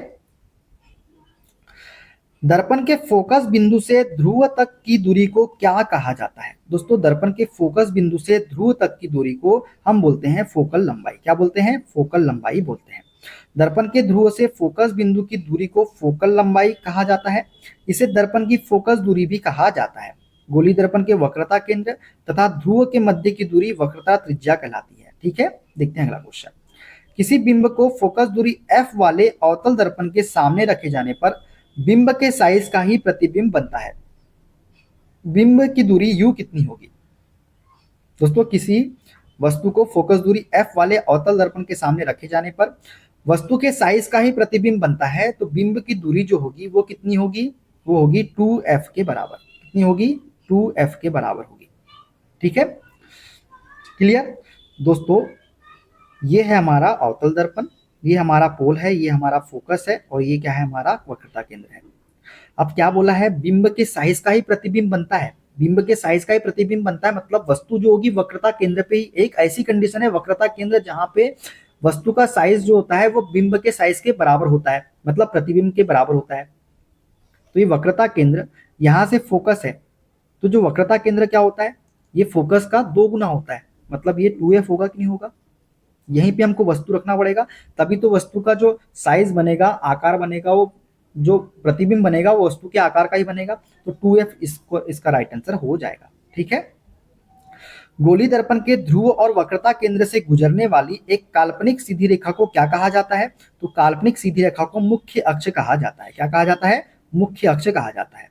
गोली दर्पण के ध्रुव और वक्रता केंद्र से गुजरने वाली एक काल्पनिक सीधी रेखा को मुख्य अक्ष कहा जाता है। ऐसा दर्पण जिसका परावर्तक पृष्ठ गोलीय हो गोली दर्पण कहलाते हैं। गोली दर्पण 2 प्रकार के होते हैं, एक होता है अवतल दर्पण, एक होता है उत्तल दर्पण। इसका परावर्तक तल अंदर की तरफ दबा होता है और इसका परावर्तक तल बाहर की तरफ उभरा होता है। ठीक है, कॉनकेव मिरर और कॉन्वेक्स मिरर। ठीक है, अवतल दर्पण कैसा होता है? अभिसारी दर्पण होता है। उत्तल दर्पण कैसा होता है? अपसारी दर्पण होता है। ठीक है, देखते हैं अगला क्वेश्चन। किसी दर्पण की फोकस दूरी ऋणात्मक होती है। दोस्तों किस दर्पण की फोकस दूरी ऋणात्मक होती है? तो अवतल दर्पण की फोकस दूरी ऋणात्मक होती है। ठीक है, अवतल दर्पण एक प्रकार का गोली दर्पण है दोस्तों, इसका परावर्तक तल अंदर की तरफ दबा हुआ होता है। इस दर्पण की फोकस दूरी ऋणात्मक होती है, जो कि इस दर्पण की वक्रता त्रिज्या पर निर्भर करती है। दर्पण के ध्रुव से मुख्य फोकस तक की दूरी को फोकस दूरी हम कहते हैं। ठीक है, देखते हैं अगला क्वेश्चन। एक गोली दर्पण के परावर्तक पृष्ठ का व्यास निम्न में से किसके समान होता है? दोस्तों एक गोली दर्पण के परावर्तक पृष्ठ का व्यास जो होता है ये द्वारक के समान होता है। किसके समान होता है? द्वारक के समान होता है। एक गोली दर्पण के परावर्तक पृष्ठ का व्यास द्वारक के समान होता है। किसी कांच के खोखले गोले को काटकर उसके एक पृष्ठ पर फेरिक ऑक्साइड की कलई करने से प्राप्त दर्पण गोली दर्पण कहलाता है। क्या कहलाता है? गोली दर्पण कहलाता है। ठीक है, एक गोली दर्पण जिसका परावर्तक पृष्ठ गोले के केंद्र की ओर होता है क्या कहलाता है? दोस्तों एक गोली दर्पण जिसका परावर्तक पृष्ठ गोले के केंद्र की ओर होता है वह कहलाता है हमारा अवतल दर्पण। कौन सा दर्पण कहलाता है? अवतल दर्पण कहलाता है। दोस्तों एक गोलीय दर्पण जिसका परावर्तक पृष्ठ गोले के केंद्र की ओर होता है वह अवतल दर्पण कहलाता है। अवतल दर्पण को अभिसारी दर्पण भी कहते हैं। इसके उपयोग किस में है? सेविंग दर्पण में, खगोलीय दूरबीन में, हेडलाइट्स में अवतल दर्पण का उपयोग किया जाता है। ठीक है, अब सब हम आपको बता चुके हैं, तो अब आप खुद से करिएगा। निम्न में से कौन सा विकल्प गोलीय दर्पण के U वस्तु की दूरी, V प्रतिबिंब की दूरी और F फोकस की दूरी के बीच के संबंध को सही ढंग से दर्शाता है? तो 1/f बराबर क्या होता है दोस्तों? 1/v plus 1/u। क्या होता है? 1/f बराबर होता है 1/v प्लस 1/u। तो ऑप्शन नंबर ए वाला ही हमारा करेक्ट आंसर हो जाएगा। ठीक है, गोलीय दर्पण के लिए वस्तु की दूरी, प्रतिबिंब की दूरी तथा फोकस दूरी के बीच सही संबंध है 1/f बराबर 1/v प्लस 1/u। अवतल दर्पण के लिए फोकस दूरी ऋणात्मक होती है तथा उत्तल दर्पण के लिए कैसी होती है? धनात्मक होती है। ठीक है ना, चलिए आगे बढ़ते हैं। गोलीय दर्पण के आवर्धन में एक ऋणात्मक चिन्ह क्या दर्शाता है? तो गोलीय दर्पण के आवर्धन में एक ऋणात्मक चिन्ह ये दर्शाता है कि प्रतिबिंब कैसा है? वास्तविक है। यदि ऋणात्मक चिन्ह दिखे तो प्रतिबिंब कैसा होगा? वास्तविक होगा। ठीक है, गोलीय दर्पण का आवर्धन वस्तु के आकार के सापेक्ष किसी वस्तु के प्रतिबिंब को आवर्धित करने की सापेक्ष सीमा बताता है। इसे m से प्रदर्शित किया जाता है। तो आवर्धन m बराबर क्या होता है दोस्तों? प्रतिबिंब की ऊंचाई बटे वस्तु की ऊंचाई। दर्पण की स्थिति में वास्तविक प्रतिबिंबियों के लिए इसका मान ऋणात्मक तथा आभासी प्रतिबिंब के लिए धनात्मक होता है। ठीक है ना, चलिए देखते हैं अगला क्वेश्चन। निम्न में से किस परिदृश्य में अवतल दर्पण की फोकस दूरी परिवर्तित होती है? तो दोस्तों अवतल दर्पण की फोकस दूरी परिवर्तित कब होती है? जब फोकस दूरी किसी भी माध्यम में परिवर्तित नहीं होती। जब फोकस दूरी किसी भी माध्यम में परिवर्तित नहीं होती तो अवतल दर्पण की फोकस दूरी परिवर्तित होती है। ठीक है दोस्तों, अवतल दर्पण की फोकस दूरी किसी भी माध्यम में अपरिवर्तित रहती है, क्योंकि फोकस दूरी दर्पण की वक्रता त्रिज्या की आधी होती है और वक्रता त्रिज्या माध्यम पर निर्भर नहीं करती है। फोकल लंबाई बराबर क्या होता है? वक्रता त्रिज्या का आधा होता है फोकल लंबाई, यदि हमको निकालना है तो। ठीक है ना, एक वस्तु को 8 सेंटीमीटर की फोकस दूरी वाले उत्तल दर्पण के सामने 12 सेंटीमीटर की दूरी पर रखा गया है। प्रतिबिंब की दूरी V कितनी होगी? V हमको बताना है दोस्तों, और बात किसकी कर रहा है? उत्तल दर्पण की कर रहा है। तो फोकस दूरी क्या होगी? हमेशा धनात्मक होगी, मतलब F का मान कितना दिया है हमको? 8 सेंटीमीटर। उत्तल दर्पण के सामने 12 सेंटीमीटर की दूरी पर रखा गया है, मतलब वस्तु की दूरी U कितनी लेंगे हम दोस्तों? माइनस में लेंगे, चाहे उत्तल हो या अवतल हो। तो U बराबर कितना आ जाएगा? -12। V हमको क्या करना है? निकालना है। दर्पण सूत्र हमको पता है क्या होता है? वो होता है 1/f बराबर 1/v प्लस 1/u से। तो 1/f तो 1 फोकल दूरी धनात्मक होगी 1/8 बराबर 1/v प्लस माइनस ले लेते हैं 1/12। ठीक है, ये इधर आएगा दोस्तों, तो क्या हो जाएगा? 1/8 प्लस 1/12 इज इक्वल टू क्या हो जाएगा? 1/v के हो जाएगा। 12 और 8 का एलसीएम लेंगे दोस्तों, कितना हो जाएगा? तो 24 ले लेते हैं। 24/8 से काटेंगे 3 बार में, 3 प्लस 12 से काटेंगे 2 बार में, 3 प्लस 2 तो 5/24 कितना आएगा? 5/24 कितना आया? 5/24। तो ये कितना हो जाएगा? v बराबर 24/5।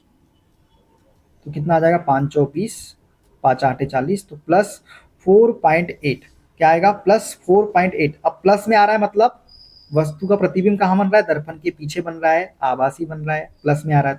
तो क्या हो जाएगा? प्लस 4.8 सेंटीमीटर करेक्ट आंसर हमारा हो जाएगा।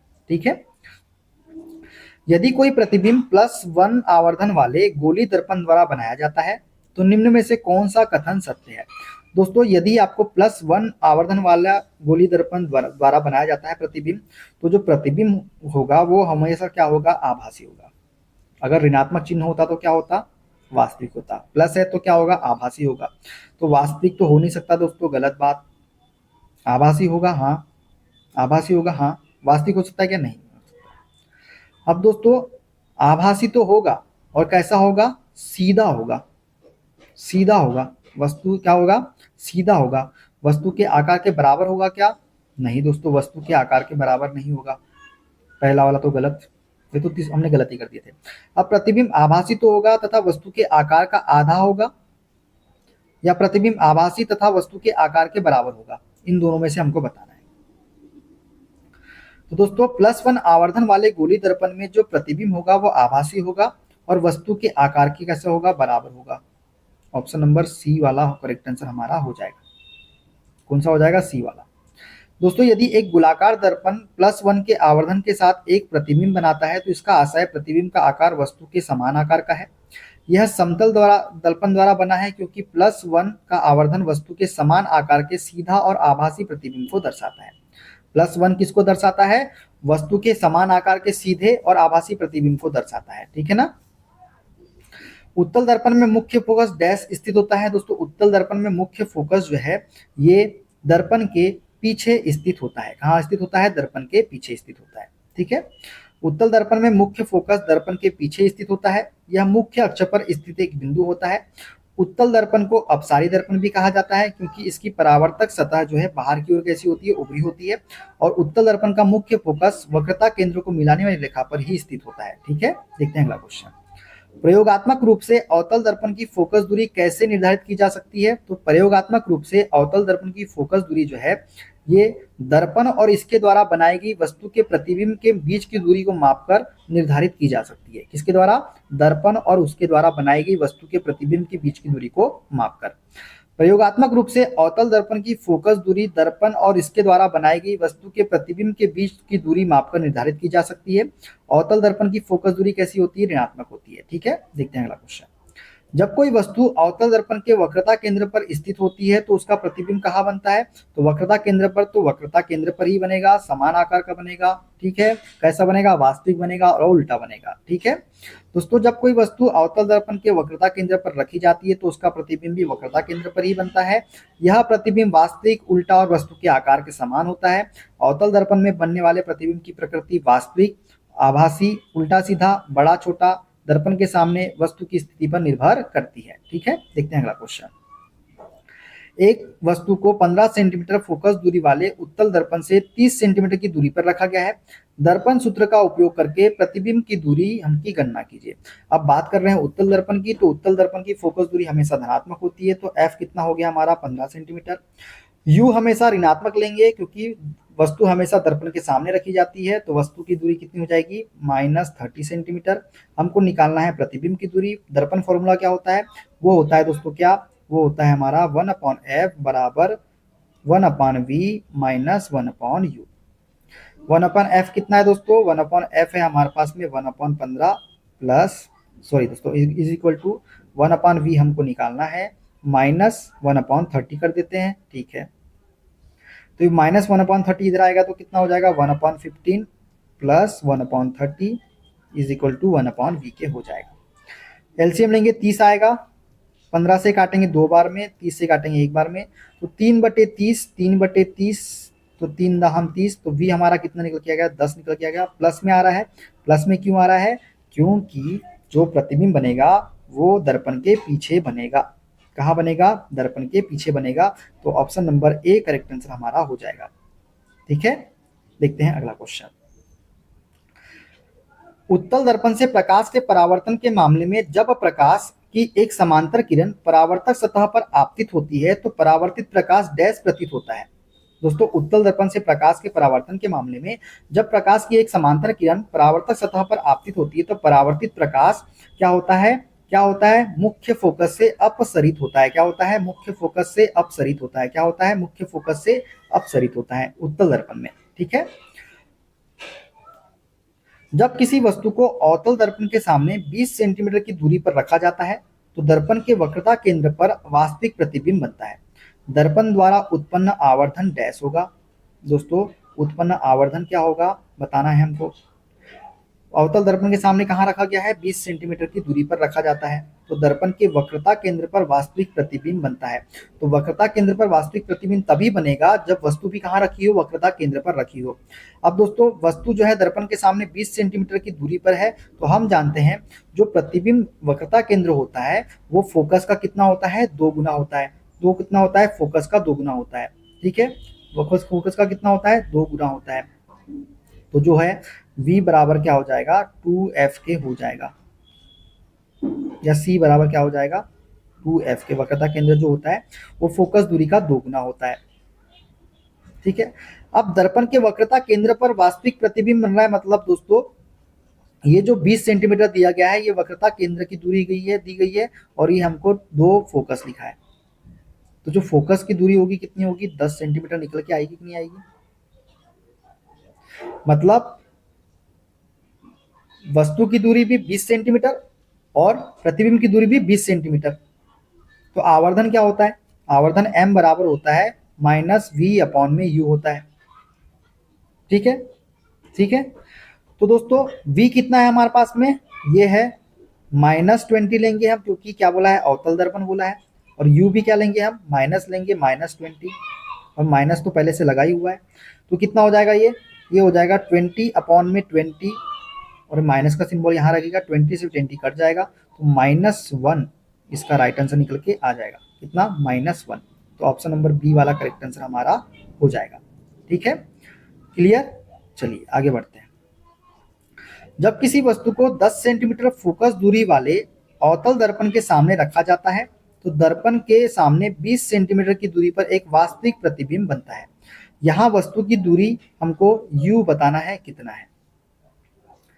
फोकस दूरी कितनी दी है दोस्तों? ये दी है f बराबर माइनस में लेंगे 10 सेंटीमीटर, क्योंकि अवतल दर्पण की बात किया है। और जो दर्पण के सामने बन रहा है प्रतिबिंब, तो दर्पण के सामने बन रहा है मतलब v कितना है हमारा? -20 है। वस्तु की दूरी हमको u निकालना है, तो दर्पण फार्मूला लगा लीजिए, 1/f बराबर 1/v प्लस 1/u। 1/f कितना हो जाएगा दोस्तों? 1/f ले लेंगे यहाँ पे, चलिए यहाँ पे कर लेते हैं 1/f, तो 1/-10 बराबर 1/-20 प्लस 1/u। तो ये क्या हो जाएगा? ये इधर जाएगा तो क्या हो जाएगा? 1/10 -10 माइनस प्लस में हो जाएगा 1/20 बराबर 1/u के हो जाएगा। एलसीएम ले लेंगे दोस्तों, कितना आ जाएगा? 20। ये कितना हो जाएगा? -2 प्लस 1 बराबर 1/u। तो कितना हो जाएगा? -1/20 बराबर u के 1/u के। u कितना निकल के आ जाएगा हमारा? -20 सेंटीमीटर। -20 सेंटीमीटर भी हमारा क्या निकल के आ जाएगा? u निकल के आ जाएगा। तो ऑप्शन नंबर बी वाला करेक्ट आंसर हमारा हो जाएगा। ठीक है, देखते हैं अगला क्वेश्चन।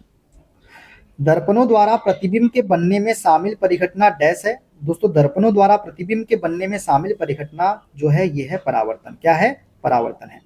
दर्पणों द्वारा प्रतिबिंब के बनने में शामिल परिघटना प्रकाश का परावर्तन है। प्रकाश के चिकने पृष्ठ से टकराकर वापस लौटने की घटना को प्रकाश का परावर्तन कहते हैं। परावर्तन के दो नियम हैं, आपतित किरण आपतन बिंदु पर अभिलंब व परावर्तित किरण तीनों ही एक ही तल में स्थित होते हैं। और आपतन के कोण सदैव परावर्तन कोण के बराबर होता है। कोण आई बराबर क्या होता है? कोण आर होता है। ये परावर्तन के दो नियम है। ठीक है, देखते हैं अगला क्वेश्चन। 5 सेंटीमीटर ऊंचाई वाली किसी वस्तु के लिए उत्तल दर्पण द्वारा उत्पन्न आवर्धन 0.2 है। यहाँ प्रतिबिंब की ऊंचाई क्या होगी? दोस्तों आवर्धन m बराबर क्या होता है? ये होता है प्रतिबिंब की ऊंचाई बटे वस्तु की ऊंचाई। प्रतिबिंब की ऊंचाई हमको दिए क्या दोस्तों? ये होता है v/u। ठीक है, तो यहाँ m कितना है? हमको 0.2 दिया गया है। क्या निकालना है हमको? प्रतिबिंब की ऊंचाई निकालना है। वस्तु की ऊंचाई कितनी है? 5 है। तो 5 का इसमें मल्टीप्लाई करेंगे दोस्तों, 5 दूनी 10, तो 1 सेंटीमीटर करेक्ट आंसर हमारा निकल के आ जाएगा। ठीक है, देखते हैं अगला क्वेश्चन। गोली दर्पण द्वारा उत्पन्न आवर्धन डैश के बराबर होता है। तो प्रतिबिंब की ऊंचाई बटे वस्तु की ऊंचाई के बराबर होता है आवर्धन। ठीक है, तो ऑप्शन बी करेक्ट आंसर हमारा हो जाएगा। गोलीय दर्पण द्वारा उत्पन्न आवर्धन वह आपेक्षिक गुणधर्म है जिससे ज्ञात होता है कि किसी वस्तु का प्रतिबिंब संबंधित वस्तु की अपेक्षा कितना गुना आवर्धित है। इसे प्रतिबिंब की ऊंचाई तथा बिंब की ऊंचाई के अनुपात में व्यक्त किया जाता है। यदि h बिंब की ऊंचाई हो और h डैश प्रतिबिंब की ऊंचाई हो तो गोलीय दर्पण द्वारा उत्पन्न आवर्धन निम्न होगा। क्या होगा? प्रतिबिंब की ऊंचाई बटे वस्तु की ऊंचाई। ठीक है, देखते हैं अगला क्वेश्चन। अवतल दर्पण का वक्रता केंद्र कहाँ स्थित होता है? तो अवतल दर्पण का वक्रता केंद्र जो है दर्पण के सामने स्थित होता है। Option number D correct answer हो जाएगा। ठीक है ना, देखते हैं अगला क्वेश्चन। 1 मीटर फोकस दूरी के उत्तल दर्पण के वक्रता केंद्र और ध्रुव के बीच की दूरी डैश होगी। दोस्तों फोकस दूरी कितनी है? 1 मीटर है। और हम जानते हैं जो वक्रता त्रिज्या, वक्रता केंद्र और ध्रुव के बीच की दूरी जो होती है वो वक्रता केंद्र जो होता है वो फोकस दूरी का कितना होता है? 2 गुना होता है। तो फोकस दूरी का 2 गुना करेंगे तो 1 मीटर ये होगा वक्रता केंद्र बराबर 2f के होता है। तो वक्रता केंद्र कितना है? 2 इंटू f कितना है? 1। तो वक्रता केंद्र और ध्रुव के बीच की दूरी जो होगी वो 2 मीटर होगी। कितनी होगी? 2 मीटर हो जाएगी। ठीक है, देखते हैं अगला क्वेश्चन। एक वस्तु को अवतल दर्पण के सामने 20 सेंटीमीटर की दूरी पर रखा जाता है। इसका प्रतिबिंब वस्तु की दिशा में दर्पण से 60 सेंटीमीटर की दूरी पर बनता है। दर्पण द्वारा उत्पन्न आवर्धन क्या होगा? दोस्तों हम जानते हैं आवर्धन m बराबर क्या होता है, माइनस वी अपॉन यू होता है। v क्या है, प्रतिबिंब की दूरी, u क्या है, वस्तु की दूरी। v क्या है, प्रतिबिंब की दूरी, u क्या है, वस्तु की दूरी। दोस्तों तो क्या हो जाएगा यहाँ पे m बराबर, यहाँ पे जो वस्तु की दूरी दी है कितनी दी गई है, u, ये दी गई है 20 सेंटीमीटर, प्लस में लेंगे माइनस में लेंगे, अवतल दर्पण है इसलिए क्या लेंगे, माइनस में लेंगे। प्रतिबिंब की दूरी कितनी दी है दोस्तों, ये 60 सेंटीमीटर दी गई है, माइनस में लेंगे प्लस में लेंगे, प्रतिबिंब वस्तु की दिशा में ही बन रहा है, दर्पण के सामने ही बन रहा है, तो इसको भी हम क्या लेंगे, माइनस में लेंगे। ठीक है, तो m बराबर minus V upon U formula होता है। v का मान कितना है दोस्तों, ये है -60, u का मान कितना है दोस्तों, -20, और ये माइनस तो पहले से लगा ही हुआ है। 20 से काट देंगे 3 बार में, तो -3 इसका राइट आंसर निकल के आ जाएगा, ऑप्शन नंबर डी वाला। ठीक है, देखते हैं अगला क्वेश्चन। 20 सेंटीमीटर परिमाण की फोकस दूरी वाला एक अवतल दर्पण दर्पण से 60 सेंटीमीटर की दूरी पर रखी एक वस्तु का वास्तविक प्रतिबिंब बनाता है। प्रतिबिंब की दूरी क्या होगी, प्रतिबिंब की दूरी मतलब v हमको निकालना है। दोस्तों फोकस दूरी दी गई है हमको f, अवतल दर्पण है तो क्या लेंगे, माइनस लेंगे, -20 सेंटीमीटर। दर्पण से 60 सेंटीमीटर की दूरी पर रखी वस्तु, वस्तु की दूरी u कितनी दी गई है, 60 सेंटीमीटर, तो इसको भी हम माइनस में लेंगे, कितना, -60। और क्या बोला है, दर्पण की प्रतिबिंब की दूरी v हमको क्या करना है, निकालना है। दर्पण फॉर्मूला लगा दीजिए दोस्तों, 1/f बराबर 1/u v प्लस 1/u से, तो क्या हो जाएगा 1/f, f कितना है, -20 बराबर 1/v हमको निकालना है, माइनस ले लेते हैं 1/60। ठीक है, ये इधर आएगा दोस्तों तो क्या हो जाएगा 1/-20 plus 1/60 is equal to 1/v के, 1/v के। एलसीएम लेंगे दोस्तों, 60 आएगा, 20 से काटेंगे 3 बार में, तो -3 प्लस 60 से 60 गया 1, -3 में से +1 माइनस कर देंगे तो कितना आ जाएगा, -2/60। तो -2/60 जो है निकल के आ गया हमारा 1/e, -2/60, 2 से काट देंगे तो -30 जो है, तो v का मान कितना निकल के आ जाएगा, -30, -30। Option number A correct answer हमारा हो जाएगा। कौन सा, ऑप्शन नंबर ए वाला। ठीक है, देखते हैं अगला क्वेश्चन। किसी अवतल दर्पण की वक्रता त्रिज्या 12 सेंटीमीटर है, नई कार्तीय चिन्ह परिपाटी का पालन करते हुए मुख्य फोकस x डैश पर स्थित होगा। दोस्तों वक्रता त्रिज्या जो होती है वो फोकस का कितना होती है, 2 गुना होती है, और जो फोकस होता है वो वक्रता त्रिज्या का क्या होता है, आधा होता है। वक्रता त्रिज्या का क्या होता है, आधा होता है। दोस्तों यहाँ पे वक्रता त्रिज्या कितनी है, 12 सेंटीमीटर है, तो फोकस कितना हो जाएगा हमारा, 6 सेंटीमीटर हो जाएगा। ऑप्शन नंबर ए वाला हो जाएगा फोकस। अवतल दर्पण की बात कर रहा है, तो अवतल दर्पण में जो फोकस होता है वो क्या होता है, फोकल लंबाई वो ऋणात्मक होती है, तो -6 सेंटीमीटर करेक्ट आंसर हो जाएगा। ठीक है, देखते हैं अगला क्वेश्चन। किसी अवतल दर्पण का फोकस इसके ध्रुव से 16 सेंटीमीटर की दूरी पर स्थित है, इसका वक्रता केंद्र ध्रुव से डैश की दूरी पर स्थित होगा।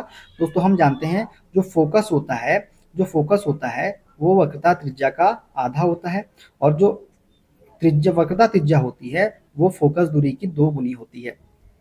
यहाँ पे हमको क्या दिया गया है, ये दिया गया है फोकस ध्रुव से 16 सेंटीमीटर की दूरी पर फोकस है, तो हमको क्या बोला है, वक्रता केंद्र बोला है, तो वक्रता केंद्र निकालेंगे, 2 गुना फोकस कितना है, 16 सेंटीमीटर, तो 32 सेंटीमीटर की दूरी पर स्थित होगा वक्रता केंद्र ध्रुव से, 32 centimetre. Option number C correct answer हमारा हो जाएगा। ठीक है, इनमें से कौन से बिंदु हमेशा गोली दर्पण के मुख्य अक्ष पर स्थित होते हैं, तो दोस्तों मुख्य अक्ष पर कौन कौन से होते हैं, वक्रता केंद्र होता है, ध्रुव होता है, तो पहला और तीसरा करेक्ट आंसर हो जाएगा, ऑप्शन नंबर ए सही आंसर हो जाएगा। ठीक है, वक्रता केंद्र एवं ध्रुव हमेशा गोली दर्पण के मुख्य अक्ष पर स्थित होते हैं।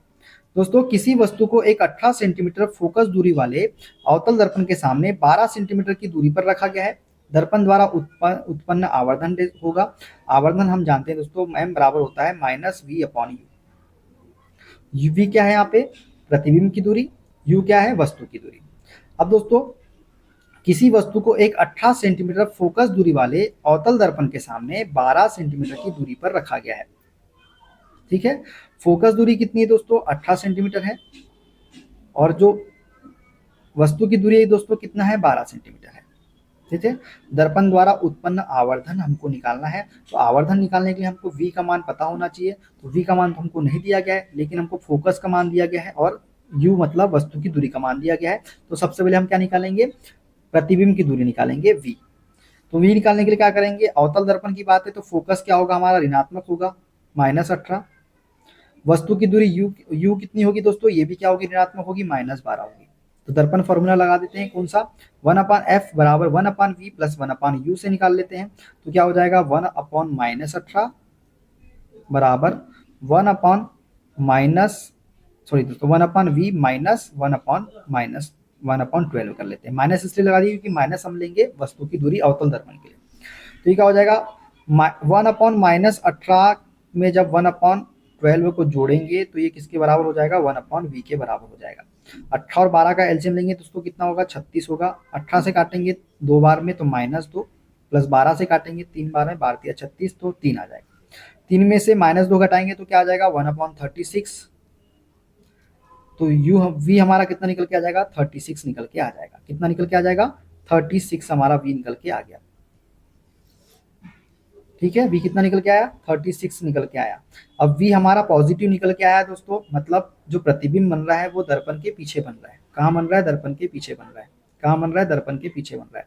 तो आवर्धन बराबर क्या होता है, m बराबर -v/u।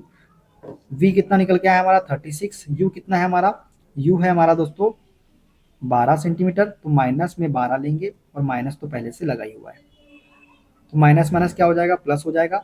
12 से काटेंगे 3 बार में तो 3 मीटर जो है आवर्धन निकल के आ जाएगा, ऑप्शन नंबर बी वाला।